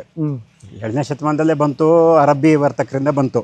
ಬಾಬಾ ಬುಡನ್ ತಂದ ಅವೆಲ್ಲ ಇದೆ, ಅದು ಕಥೆನೂ ಇರ್ಬೋದು, ನಿಜನೂ ಇರ್ಬೋದು. ಬಾಬಾ ಬುಡನ್ ತಂದಿರ್ಲೂಬೋದು, ಗೊತ್ತಿಲ್ಲ. ಆದರೆ ಅದರಿಂದ ಇಂಡಿಯಾದಲ್ಲಿ ಹಬ್ಬಿತು ಅಂತಲ್ಲ. ಆದರೆ ಅರಬ್ ವರ್ತಕರಿಂದ ಬಂದಿದ್ದು ಹೌದು ಇಂಡಿಯಾಕ್ಕೆ. ಆಗ ಬೂಂದ್ ಕಾಳು ಅಂತ ಕರಿತಿದ್ರು, ಕಾಫಿನೂ ಹೆಸರಿರಲಿಲ್ಲ. ಇದು ಕಾಫಿ ಹೆಸರು ಬಂದರೆ ಕಫಾದಿಂದ, ಇಥಿಯೋಪಿಯಾ ವರ್ಡ್ ಕಫ, ಅಲ್ಲಿ ಕಾಫಿ ಇದಕ್ಕೆ ಕಫ ಅಂತಾರೋದು. ಆ ಕಫಾದಿಂದ ಕಾಫಿ ಆಯಿತು. ಇಲ್ಲಿ ಬ್ರಿಟಿಷ್ನವರು ಇದು ಪ್ಲಾಂಟೇಶನ್. ಯಾಕೆ ಇಲ್ಲಿಗೆ ಬ್ರಿಟಿಷ್ನವ್ರು ಬರೋ ಕಾಲಕ್ಕೆ ಇಥಿಯೋಪಿಯಾ ಮತ್ತು ಅಲ್ಲಿ ಬೆಳೆದಂಥ ಕಾಫಿ ಇಡೀ ಯುರೋಪಲ್ಲಿ ಹಬ್ಬಿ ಅಲ್ಲಿ ಕಾಫಿ ಕೆಫೆಗಳು ತುಂಬ ಪಾಪ್ಯುಲರ್ ಆಗಿಬಿಟ್ಟಿತ್ತು. ಕಾಫಿಗೆ ಡಿಮ್ಯಾಂಡ್ ಇತ್ತು. ಆಗ ಇಲ್ಲಿ ಒಳ್ಳೆ ಸಾಯಿಲ್ ಏನು ಗೊತ್ತಾಯ್ತು, ಇಲ್ಲಿ ಬೆಳೆಯೋಕ್ಕೆ ಶುರು ಮಾಡಿದರು. ಇದು ಪರಿಸರ ಪೂರಕವಾಗಿ ಗೊತ್ತಾಯಿತು. ಇವರು ಇಲ್ಲಿ ಬೆಳೆದ್ರು, ಅದರಿಂದ ಇವರಿಗೆ ದುಡ್ಡಾಗ್ತಾ ಇತ್ತು. ಅದು ಬ್ರಿಟಿಷ್ನವರಿಗೆ ಆದಾಯ ಆಗ್ತಿತ್ತು. ಅದಕ್ಕಾಗಿ ಇಲ್ಲಿ ಬೆಳೆಯೋಕ್ಕೆ ಉತ್ತೇಜನ ಕೊಟ್ಟರು, ಬೆಳೆದ್ರು, ಅವರೇ ಬೆಳೆದ್ರು. ಹೀಗಾಗಿ ಕಾಫಿ ಇಲ್ಲಿ ಸ್ಪ್ರೆಡ್ ಆಯಿತು. ಅದರಿಂದ ಇಲ್ಲಿನವರು ಕಾಫಿ ಬೆಳೆಯೋದು ಶುರು ಮಾಡಿದ್ರು, ಇಲ್ಲಿಯೂ ಅದು ಆಯಿತು. ಸ್ವತಂತ್ರ ನಂತರ ಬ್ರಿಟಿಷ್ನವ್ರ ತೋಟಗಳೇ ಭಾರತೀಯರಿಗೆ ಬಂತು. ಆಮೇಲೆ ಇವರು ಬೇಕಾದಂಗೆ ನಡ್ತಾ ಹೋದ್ರು. ಇವರು ಕೂಡ ನೇರ ಇಲ್ಲಿ ನಾನು ಬೆರಳು ತೋರಿಸ್ದಂಗೆ ನೆಟ್ಟೆ ಕಾಣುತ್ತಲ್ಲ, ಒಂದು ಫ್ಲಾಟ್ ಕಾಣುತ್ತಲ್ಲ, ಅದು ಮಂಜರವಾದ ಕೋಟೆ. ಓ, ಫ್ಲಾಟ್ ಆ 2 ಗಿರಿಗಳ ಮಧ್ಯೆ ಇರೋದು. ಅಂತೂ ಒಟ್ಟು ಹಾಸನ ಜಿಲ್ಲೆ ಸಕಲೇಶ್ಪುರ ತಾಲೂಕು ಅಂದರೆ ಹಾಸನ ಜಿಲ್ಲೆ ವಿಶೇಷ ಏನು ಅಂದರೆ ಅದು ಆರೆಮಲೆನಾಡು. ಒಂದು ಕಡೆಗೆ ಪೂರ್ತಿ ಚನ್ನರಾಯಪಟ್ಟಣ ಥರದ ಬಯಲು ಪ್ರಸೀಮೆ, ಇನ್ನೊಂದು ಕಡೆ ಸಕಲೇಶ್ಪುರ ಥರದ ಮಲೆನಾಡು, ದಟ್ಟ ಮಲೆನಾಡು. ಎರಡರ ಗುಣವನ್ನು ಹೊಂದಿರುವ ಜಿಲ್ಲೆ ಹಾಸನ ಜಿಲ್ಲೆ. ಹಾಸನ ಜಿಲ್ಲೆಯ ಸಕಲೇಶ್ಪುರ ತಾಲೂಕು ಸುತ್ತ ನೀವು ಗಮನಿಸಿದರೆ ಹಚ್ಚ ಹಸಿರು ಕಾಫಿ ತೋಟಗಳು, ಬೆಟ್ಟ ಸಾಲುಗಳು, ಅನೇಕ ಜೀವನದಿಗಳು ಹುಟ್ಟುವಂಥ ಸ್ಥಳ ಸಕಲೇಶ್ಪುರ ತಾಲೂಕು. ಇಲ್ಲಿನ ಬೆಟ್ಟ ಮತ್ತು ಇಲ್ಲಿ ಸಹ್ಯಾದ್ರಿ ಅಂತ ಅನ್ನೋಕ್ಕಿಂತಲೂ ಮಲಯಾದ್ರಿ, ಸರಿ, ಇಂಥ ಒಳ್ಳೆ ಪದ ನಮ್ಗೆ ಕಲಿಸ್ಕೊಟ್ರು. ಸೊ ಆ ಜಾಗದಲ್ಲಿ ಇದ್ಕೊಂಡು ಅಲ್ಲಿ ಒಂದು ಪುಟ್ಟ ಗ್ರಾಮ ಈ ರಕ್ಷಿದಿ ಮತ್ತು ಬೆಳ್ಳೆಕೆರೆ. ಈ ರಕ್ಷಿದಿ ಗ್ರಾಮದಲ್ಲಿ 1 ಎಕರೆ ಜಾಗದಲ್ಲಿ ಸುಂದರವಾಗಿ ರಂಗ ಚಟುವಟಿಕೆಗಳನ್ನು ಕಳೆದ 48 ವರ್ಷಗಳಿಂದ ಮಾಡ್ತಾ ಅನೇಕ ಸಾಂಸ್ಕೃತಿಕ ಕೆಲಸಗಳನ್ನು ಮುನ್ನಡೆಸ್ತಿರೋರು ನಮ್ಮ ಪ್ರಸಾದ್ ರಕ್ಷಿದಿಯವರು ಮತ್ತು ಅವ್ರ ತಂಡ. ಹಾಗಾಗಿ ಸರ್, ಭಾಳ ಧನ್ಯವಾದ ತಮಗೆ. ನಮ್ಮ ಜೊತೆಗೆ ವಿವರವಾಗಿ ಮಾತಾಡಿದ್ರಿ. ತಮ್ಮ ಜೊತೆ ಮಾತಾಡಬೇಕು ಅಂತ ಭಾಳ ವರ್ಷಗಳಿಂದ ಅಂದ್ಕೊಂಡಿದ್ದೆ. ಧನ್ಯವಾದ ಸರ್, ನಮಗೂ ಸಂತೋಷ ಆಯಿತು. ತಮ್ಮ ಕುಟುಂಬ, ತಮ್ಮ ಮದುವೆಗೆ ಒಂದು ಮಾತು ಹೇಳ್ಬಿಡ್ತೀರಾ? ಮದುವೆ ನನ್ನ ಶ್ರೀಮತಿ ರಾಧೆ ರಕ್ಷಿದಿ ಅಂತ, ಆಕೆನೂ ರಂಗನಟಿ, ಅವರು ಸುಳ್ಯ ತಾಲೂಕಿನವರು. ಅದು ಕಲ್ಚರಲ್ಲಿ ಭಾಳ ಸ್ಟ್ರಾಂಗ್ ಇರುವಂಥ ಈ ಜಾಗ. ಅವರು ಅಣ್ಣ ತಮ್ಮಂದ್ರೆಲ್ಲ ಯಕ್ಷಗಾನ ಕಲಾವಿದರು. ಹೀಗೆ ಕಲಾವಿದ್ರ ಫ್ಯಾಮಿಲಿ ಅದು. ಹೀಗೆ ಈ ನಂಟು ನಮ್ಮನ್ನು ಹತ್ರ ತಂತು ಕಲೆ. ಹಾಗಾಗಿ ಮದುವೆಯಾಗಿ ಇಲ್ಲಿಗೆ ಬಂದರು. ಇಷ್ಟು ವರ್ಷ ನನ್ನ ಜೊತೆ ಇದ್ದಾರೆ. ನಮ್ಮ ಎಲ್ಲ ರಂಗ ಚಟುವಟಿಕೆಗಳ ಹಿಂದೆ ಬಂದವರನ್ನು ಉಪಚರಿಸೋದು, ಅವ್ರು ನೋಡ್ಕೊಳ್ಳೋದು, ಇಲ್ಲಿನ ಉಸ್ತುವಾರಿ ಜೊತೆಯಲ್ಲಿ ಇತ್ತೀಚೆಗೆ ಮತ್ತೆ ಆ್ಯಕ್ಟಿಂಗಿಗೂ ಬಂದಿದ್ದಾರೆ, ಮಾಡ್ತಾಯಿದ್ದಾರೆ ಈಗ 2-3 ವರ್ಷದಿಂದ. ಮೊದಲು ಬಿಟ್ಟಿದ್ರು ಮಧ್ಯದಲ್ಲಿ. ಹೀಗೆ ನಾವು ಈಗ ಇಬ್ಬರೇ ಇರ್ತೀವಿ ಇಲ್ಲಿ. ಮಗ ಸೊಸೆ ಬೆಂಗಳೂರಲ್ಲಿದ್ದಾರೆ. ಒಬ್ಬರೇ ಮಗನ? ಮಗ ಒಬ್ಬರ. ಮಗಳಿದ್ದಾರ? ಮಗಳಿದ್ಲು, ಒಬ್ಬಳು ಇಲ್ಲ. ಮಗಳು ಅಮೃತ ಅಂತ, ಅಮೃತಯಾನ ಅಂತ ಆಟೋಬಯೋಗ್ರಫಿ ಬರೆದು ನೋಡಿ. ಅಮೃತಯಾನ ಅದು ಅಕಾಡೆಮಿ ಅವಾರ್ಡ್ ಬಂತು. ಈಗ ಸರ್ಕಾರ ಎಲ್ಲ ಹೈಸ್ಕೂಲ್ಗಳಲ್ಲಿ ಇರಬೇಕು ಅಂತ ಆರ್ಡರ್ ಮಾಡಿದೆ ಅದನ್ನು. ಏನು ವಿಷಯ ಅದರದ್ದು? ಅವಳು ಅದೊಂದು ರೀತಿಯ ಮಾನಸಿಕ ಸ್ಥಿತಿ ಅವಳದು. ಅಂದರೆ ಅದು ಏನು ಅಂತ ಹೇಳೋಕ್ಕೆ ಸುಮಾರು ಟೈಮ್ ಬೇಕು ಹೇಳೋಕ್ಕೆ, ಅಂದರೆ ವಿವರಿಸೋಕ್ಕೆ. ಸುಮಾರು 10-15 ವರ್ಷ ಕಾಲ ಅವಳನ್ನು ಉಳಿಸ್ಕೊಳ್ಳೋಕ್ಕೆ ಒದ್ದಾಡೋದು ನಾವು. ತುಂಬ ಬುದ್ಧಿವಂತೆ ಅವಳು. ನೀನಾಸಮ್ಮಿಗೆ ಹೋದ್ಲು, ಚಿತ್ರಕಲೆ ಕಲಿತ್ಲು, ಡ್ಯಾನ್ಸ್ ಕಲಿತ್ಲು, ಆಟೋಬಯೋಗ್ರಫಿ ಬರೆದ್ಲು, ಕವನಗಳನ್ನು ಬರೆದ್ಲು, ಡೈರೆಕ್ಟ್ ಮಾಡಿದ್ಲು. 27 ವರ್ಷಕ್ಕೆ ಬಂದುಬಿಟ್ಟು ಹೋದ್ಲು. ಹಾಗೆ ಸಹಜ ಸಹಜ ಅಂದರೆ ಸಹಜನೇ, ಆದರೆ ಅದು ವಿಚಿತ್ರವಾದ ಸನ್ನಿವೇಶದ್ದು. ಏನು ಅಂತ ಹೇಳೋದು ಕಷ್ಟ. ನ್ಯೂರಾನ್ ಆ್ಯಕ್ಟಿವಿಟೀಸ್ ಜಾಸ್ತಿ ಆಗೋದು ಬ್ರೈನಲ್ಲಿ ಅಂತಾರೆ, ಆ ಥರ ಪ್ರಾಬ್ಲಮ್ ಅದು. ಹಾಗಾಗಿ ಅಂದರೆ ದೈಹಿಕ ಸಮಸ್ಯೆ ಅದು. ದೈಹಿಕ, ಅದರಿಂದ ಮಾನಸಿಕ. ಹಾಗೆ ಅದು ಗೌರಿ ಮರ್ಡರ್ ಆದ ಹಿಂದಿನ ದಿವಸ ಅವಳು ತಿರ್ಕೊಂಡಿದ್ದು. ಆದರೆ ಆ ವಾರ ಕರ್ನಾಟಕದ ಎಲ್ಲ ಪತ್ರಿಕೆಗಳು ಆ ವಾರ ಅವಳ ಬಗ್ಗೆ ಸ್ಪೆಷಲ್ ಇಶ್ಯೂ ಮಾಡಿತ್ತು. ಅಂದರೆ ಅವ್ರಿಗಿದ್ದ ಇಶ್ಯೂನ ಅವಳ ಬಗ್ಗೆನೇ ಸ್ಪೆಷಲ್ ಇಶ್ಯೂ ಮಾಡಿತ್ತು ನ್ಯೂಸ್. ಇಡೀ ಒಂದು ವಾರದ ಪರವಣಿಲಿ 2 ಪೇಜ್, ಅದು ಒಂದು ಅಲ್ಲ, ಸಿಂಗಲ್ ಪೇಜು ಅಲ್ಲ, ಫುಲ್ ಪೇಜ್ಗಳು 2 ಪೇಜು, ಇನ್ಕ್ಲೂಡಿಂಗ್ ಪ್ರಜಾವಾಣಿ ಕೂಡ ಅವಳ ಬಗ್ಗೆನೇ ಮಾಡಿತ್ತು. ಆಮೇಲೆ ಅವಳ ಪುಸ್ತಕ ರಿಲೀಸ್ ಆಯಿತು, ಅಮೃತಯಾನ, ಅಭಿರುಚಿ ಪ್ರಕಾಶನ ಪಬ್ಲಿಕೇಶನ್. 200 ಪುಟ ಇದೆ. 700 ಪುಟ? ಹಾಂ. ಅವರ ನಿಮ್ಮ ಮಗಳ ಆತ್ಮಕತೆ, ಹೌದು. ವೈದೇಹಿ ಮುನ್ನುಡಿ ಅದಕ್ಕೆ. ಹಾಗೆ ಅಮೃತಯಾನ 5 ಸಂಪುಟಗಳು ಅಂತಲೇ ಅದು. 5 ಪುಸ್ತಕಗಳು ಒಂದು ಸಂಪುಟ. ಅದು ಮನೋವೈಜ್ಞಾನಿಕವಾದ ಭಾಳ ಅದ್ಭುತವಾದ ಪುಸ್ತಕ ಅಂತ ಪರಿಗಣಿತಾಯಿತು. ಅದೇ ವರ್ಷ ಅದಕ್ಕೆ ಅಕಾಡೆಮಿ ಅವಾರ್ಡ್ ಬಂತು. ಶಿವಮೊಗ್ಗದು ಕೇಂದ್ರ ಅವಾರ್ಡ್ ಬಂತು. ಅದಕ್ಕೆ ಇರಲಿಲ್ಲ, ಅವಳು ತಿರ್ಕೊಂಡಿದ್ಲು.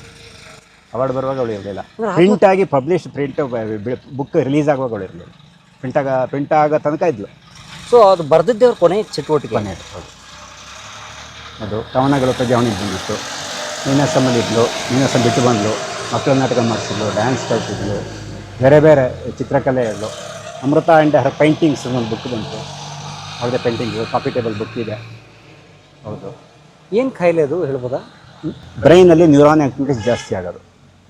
ಅದು ಒಂದು ರೀತಿಯ ಮಾನಸಿಕ ಸ್ಥಿತಿ. ಅಂದರೆ 2 ಥರ. ಕೆಲವರಿಗೆ ಅದು ಪ್ರಾಬ್ಲಮ್ಮು, ಯೋಗಿಗಳಿಗೆ ಅವರ ಶಕ್ತಿ. ಯೋಗಿಗಳು ಅವರ ಬುದ್ಧಿಪೂರ್ವಕವಾಗಿ ಅವರ ಧ್ಯಾನದ ಮೂಲಕ ಅದನ್ನು ಜಾಸ್ತಿ ಮಾಡ್ಕೊಳ್ತಾರಂತೆ. ಜಾಸ್ತಿ ಮಾಡಿಕೊಂಡು ಅವರು ಏನೇನೋ ಅವರಿಗೆ ಅನುಭವಗಳಾಗುತ್ತೆ. ಈ ಥರದ ಮನುಷ್ಯರು ಇದ್ದಾರೆ. ಇವರಂಥದ್ದು ಇದೊಂದು ರೀತಿ ಅವರಿಗೆ ತೊಂದರೆ. ಇವರಿಗೆ ಯಾವ ಕಂಟ್ರೋಲು ಇರೋದಿಲ್ಲ. ಬೈ ಬರ್ತ್ ಬಂದಿರೋ ತೊಂದರೆಯಿಂದ ಹೀಗಾಗೋದು. ನ್ಯೂರಾನ್ ಆ್ಯಕ್ಟಿವಿಟೀಸ್ ಜಾಸ್ತಿ ಆದಾಗ ಅವ್ರು ಸಿಕ್ಕಾಬಟ್ಟೆ ಬುದ್ಧಿವಂತರಾಗಿರ್ಬೋದು, ಸಿಕ್ಕಾಬಟ್ಟೆ ಸಿಟ್ಟಿನವರಾಗ್ಬೋದು, ಆ ಟೈಮಲ್ಲಿ ಸಿಕ್ಕಾಬಟ್ಟೆ ಕ್ರಿಯೇಟಿವ್ ಆಗ್ಬೋದು. ಎಲ್ಲವೂ ಎಕ್ಸ್ಟ್ರೀಮಲ್ಲಿರುತ್ತೆ ಆ ಟೈಮಲ್ಲಿ. ಮತ್ತೆ ನಾರ್ಮಲಿಗೆ ಬರ್ತಾರೆ. ಆದರೆ ಏನಾಗುತ್ತೆ ಅಂದರೆ ನ್ಯೂರಾನ್ ಆ್ಯಕ್ಟಿವಿಟೀಸ್ ಜಾಸ್ತಿ ಆದಾಗೆಲ್ಲ ಅವ್ರ ಬಾಡಿಯ ಇತರ ಅಂಗಾಂಗಗಳು ವೀಕ್ ಆಗ್ತಾ ಹೋಗುತ್ತೆ. ಅದರ ಪರಿಣಾಮವಾಗಿ ಹೆಚ್ಚು ವರ್ಷ ಬದುಕಲ್ಲ. ಅದು ಅವಳಿಗೂ ಗೊತ್ತಿತ್ತು. ದೇವನೂರು ಮಹಾದೇವನ ಭೇಟಿಯಾದವು, ಮಹಾದೇವನ ಜೊತೆ ಮಾತಾಡಿದ್ಲು, ಎಲ್ಲ ಕಡೆ ಹೋದ್ಲು, ಎಲ್ಲ ಮಾಡಿದ್ಲು. ಹಾಗಾಗಿ ನಾವು ಒಂದು 10-15 ವರ್ಷ ಆ ಹೋರಾಟದಲ್ಲೂ ಇದ್ದು ಜೊತೆಯಲ್ಲಿ. ಅವ್ರು ಯಾವುದೋ ಮಧ್ಯದ ವಯಸ್ಸಿನಲ್ಲಿ ಸೇರ್ಕೊಂಡಿರೋದು. ಅದು ಹುಟ್ಟಿಲ್ಲೇ ಬರೋದು, ಹುಟ್ಟಿಲ್ಲೇ ಬರೋದು ಗೊತ್ತಾಗಲ್ಲ ನಮಗೆ. ಯಾವುದೋ ಹಂತದಲ್ಲಿ ನಮಗೆ ಸಣ್ಣದ್ರಿಂದ ಸ್ವಲ್ಪ ಹಠ, ಈ ಮಗು ಜಾಸ್ತಿ ಹಾಗೆ ಹೀಗೆ, ಆದರೆ ತುಂಬ ಬುದ್ಧಿವಂತೆ. ಸಣ್ಣ ವಯಸ್ಸಲ್ಲಿ ಸಿಕ್ಕಾಬಟ್ಟೆ ಮಾತಾಡತ್ತಿದ್ದು. ಈ ಥರ ಎಲ್ಲ ನಮಗೆ ಸೂಚನೆಗಳು ಸಿಗ್ತಾಯಿತ್ತು. ನಮಗೇನು ಗೊತ್ತಾಗ್ತಿರಲಿಲ್ಲ. ಡಾಕ್ಟ್ರುಗಳೇ ನಾರ್ಮಲ್ ಬಿಡ್ರಿ, ನೀವು ಯಾಕೆ ತಲೆ ಕೆಡಿಸ್ಕೊಳ್ತೀರಾ ಅಂತಿದ್ರು. ಬೆಳೀತಾ ಜಾಸ್ತಿ ಆಗ್ತದೆ. ಚೆನ್ನಾಗಿದ್ದಾಗ ಚೆನ್ನಾಗಿಲ್ಲ, ಯಾರಿಗೂ ಗೊತ್ತಾಗ್ತಿರಲಿಲ್ಲ. ಇದೇ ಸ್ಟೇಜ್ ಮೇಲೆ ನಾಟಕ ಮಾಡಿದೆ ಅವಳು. ಬೆಂಗಳೂರು ನಾಟಕ ಮಾಡಿದ್ದೆ. ಬಹುಮಾನ ನಾಟಕದಲ್ಲಿ ಎಲ್ಲ ಶೋ ಮಾಡಿದ್ಲು. ಕೊನೆಗೆ ಕಿವಿ ಪ್ರಾಬ್ಲಮ್ ಶುರುವಾಯಿತು. ಆಮೇಲೆ ಡಾಕ್ಟ್ರು ಬೆಂಗಳೂರಲ್ಲಿ ಸ್ಪಂದನ ಹಾಸ್ಪಿಟ್ಲು, ರಾಜಾಜಿನಗರ, ಡಾಕ್ಟ್ರ್ ಮಹೇಶ್ ಅಂತಿದ್ದಾರೆ. ಅವರು ಒಂದು 8 ವರ್ಷ ಅವಳನ್ನು ನೋಡಿಕೊಂಡ್ರು. ಯಾವಾಗ ತಿರ್ಕೊಂಡಿದ್ರು? 2017. 10 ವರ್ಷ ಆಯಿತು. 10 ವರ್ಷ ಆಯ್ತು. ಗೌರಿ ಸತ್ತ ಹಿಂದಿನ ದಿವಸ. ಹಾಗೆ ಬದುಕೋದೆಲ್ಲ ಇರುತ್ತೆ. ಪುಸ್ತಕ ಸಿಗುತ್ತೆ ಓದೋಕ್ಕೆ? ಅಮೃತಯಾನ ಇಲ್ಲಿ ಇವ್ರ ಹತ್ರ ಇದೆ, ನಮ್ಮ ಸಿಗುತ್ತಮ್ಮ, ಇದರಲ್ಲಿ ಸಿಗುತ್ತೆ. ನಮ್ಮ ಹತ್ರ ಅಷ್ಟು ಇಲ್ಲ. ಅಂದರೆ ಇತ್ತು. ಮೊನ್ನೆ ಒಬ್ಬರು ಬಂದವರು ತೊಗೊಂಡೋದ್ರು. ಈಗ ಮೊನ್ನೆ ಬಂದವರು ನಮ್ಮ ಇವರಪ್ಪ, ಇವರು ಅದು ಅಭಿರುಚಿ ಗಣೇಶ್ ಹತ್ರ ಸಿಗುತ್ತೆ. ಮೈಸೂರು. ಇಲ್ಲಾಂದರೆ ನಿಮಗೆ ಇದ್ರಲ್ಲಿ ಸಿಗುತ್ತೆ, ನಾವು ಕರ್ನಾಟಕದಲ್ಲಿ ಅಲ್ಲಿದೆ. ಈಗ ಮಗ ಇದ್ದಾರೆ, ಮಗ ಏನು ಮಾಡ್ತಾರೆ? ಮಗ ಸಾಫ್ಟ್ವೇರ್ ಇಂಜಿನಿಯರು, ಕಲ್ತಿದ್ದು ಎಲೆಕ್ಟ್ರಿಕಲ್ಲು, ಕೆಲಸ ಮಾಡೋದು ಸಾಫ್ಟ್ವೇರು, ಹವ್ಯಾಸ ಇದೆ ರಂಗಭೂಮಿ, ಲೈಟಿಂಗ್ ಗಿಟಿಂಗ್ ಮಾಡ್ತಾನೆ. ಇಲ್ಲಿ ಇದೇ ಊರಲ್ಲಿ ಇಬ್ಬರು ಹುಟ್ಟು ಬೆಳೆದವರು ಅವರಿಬ್ಬರು. ಎಲ್ಲ ಇಲ್ಲ ಹುಟ್ಟಿದ್ದು, ಇದೇ ಸ್ಕೂಲಲ್ಲಿ ಓದಿದ್ದು. ಬಟ್ ಒಂದು ಆರೋಪಗಳು, ದೂಷಣೆಗಳು, ಕೊರಗುಗಳಿಲ್ಲದ ಬದುಕು ನಿಮ್ಮದು. ಅದು ಆರೋಪ ದೂಷಣೆ ಅಂತ ಇರುತ್ತೆ. ಏನೋ ಈಗ ನಮ್ಮ ರಾಜಕೀಯ ನಿಲುವುಗಳಿಗೆ ದೂಷಣೆ ಮಾಡೋರು ಎಷ್ಟೋ ಜನ ಇದ್ದಾರೆ. ಈಗ ಉದಾಹರಣೆಗೆ ಆಮೇಲೆ ನಮ್ಮ ಬೇರೆ ನಿಲುವುಗಳಿಗೆ ದೂಷಣೆ ಮಾಡೋರು ಇದ್ದಾರೆ. ಅದು ಎಲ್ಲ ಥರದವರು ಇರ್ತಾರೆ ಜನ, ಅದೇನು ಇಲ್ಲ ಅಂತೇನಲ್ಲ. ಈಗ ಆರೋಪ ಅಂಥದ್ದು ಏನು ನಾನು ಎದುರಿಸಿದೆ ಎಷ್ಟು ತನಕ. ಆರೋಪ ದೂಷಣೆಗಳು ಎದುರಿಸಿದ್ದು ಬೇಕಷ್ಟು. ದೂಷಣೆ ಅಂದರೆ ಈಗ ನಾನು ಮನಮೋಹನ್ ಸಿಂಗ್ ಗೌರ್ಮೆಂಟ್ ಇದ್ದಾಗಲೂ ಟೀಕೆ ಮಾಡ್ತಾಯಿದ್ದೆ, ಆಯಿತಾ. ಆವಾಗ ಸುಮ್ಮನಿದ್ರು. ಮೋದಿ ಸರ್ಕಾರ ಟೀಕೆ ಮಾಡಿದಾಗ ಹೊಡೆಯೋಕ್ಕೆ ಬರ್ತಾರೆ. ಈ ಕಾಲದ ಗುಣ ಅದು, ಏನು ಮಾಡೋಕ್ಕಾಗಲ್ಲ. ಹೀಗೆ ಈ ದೂಷಣೆಗಳಿರ್ತವೆ. ಅಥವಾ ಇನ್ನೊಂದು ಜಾತಿ ಬಗ್ಗೆ ನಾವೇನಾದ್ರು ವಿರೋಧ ಮಾತಾಡಿದಾಗ,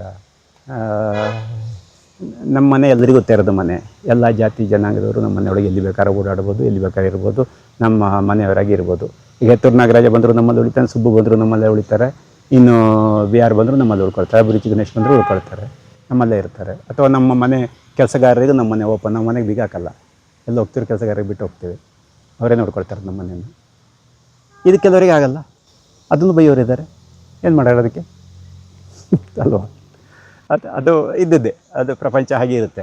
ನಮ್ಮ ದಾರಿ ನಮಗೆ ಅಷ್ಟೇ, ಆ ಥರದ್ದಿದೆ ಖುಷಿ. ಮತ್ತು ಬೇರೆ ಕೆಲವರು ಇರ್ತಾರೆ, ಏನೋ ಮಾಡ್ತಾನವನು, ಕೆಟ್ಟದ್ದು ಮಾಡ್ತಾ ಇರ್ತಾನೆ, ಅದು ಸಹಿಸದೆ ನಾವು ಅದರ ವಿರುದ್ಧ ಹೋಗಿರ್ತೀವಿ, ಆಗ ಅವ್ನು ಬೈಲೇಬೇಕು, ಅವ್ನು ನಿಮ್ಮ ವಿರೋಧಿ ಆಗಲೇಬೇಕು. ಎಲ್ಲರಿಗೂ ಚೆನ್ನಾಗಿರೋನು ಯಾರಿಗೂ ಚೆನ್ನಾಗಿರಲ್ಲ ಅವನು. ನೀವು 100% ಎಲ್ಲರಿಗೂ ಒಳ್ಳೆಯವನು ಅಂತಿದ್ರೆ ಅದು ಸುಳ್ಳೆ, ಹೇಗಿರಕ್ಕೆ ಸಾಧ್ಯ ಮನುಷ್ಯ. ಓಕೆ ಸರ್, ಹಾಗೆ ಸೆಕೆಂಡ್ ಧನ್ಯವಾದ. ಆ್ಯಂಡ್ ಇಲ್ಲಿ ಇವತ್ತು ನನ್ನ ತೇಜಸ್ವಿ ನಾಟಕ ಇದೆ. ಇವತ್ತು ಈ ಸಂದರ್ಶನ ಮಾಡುವಂಥದ್ದು ನಾವು ಏಪ್ರಿಲ್ 25ನೇ ತಾರೀಕು ಶನಿವಾರ 2026 ಇದೇ ರಂಗಮಂದಿರದಲ್ಲಿ ನನ್ನ ತೇಜಸ್ವಿ. ಇನ್ನೊಂದು 3 ತಾಸಿಗಿದೆ. ಸೊ ನಾವು ತಯಾರಾಗ್ತೀವಿ. ನೀವು ನೋಡಿದಿರಲ್ಲ ನೋಡಿ, ಈ ಭಾಗದವರೆಲ್ಲ ಬನ್ನಿ. ಬಳಿದವ್ರು ಇನ್ನೊಂದು ದಿವಸ ಒಂದು ಕಡೆ ಸಿಗೋಣ. ಓಕೆ, ಬರ್ತೀನಿ, ಮನೆಗೆ ಹೋಗ್ಬಿಟ್ಟು ಬರ್ತೀನಿ.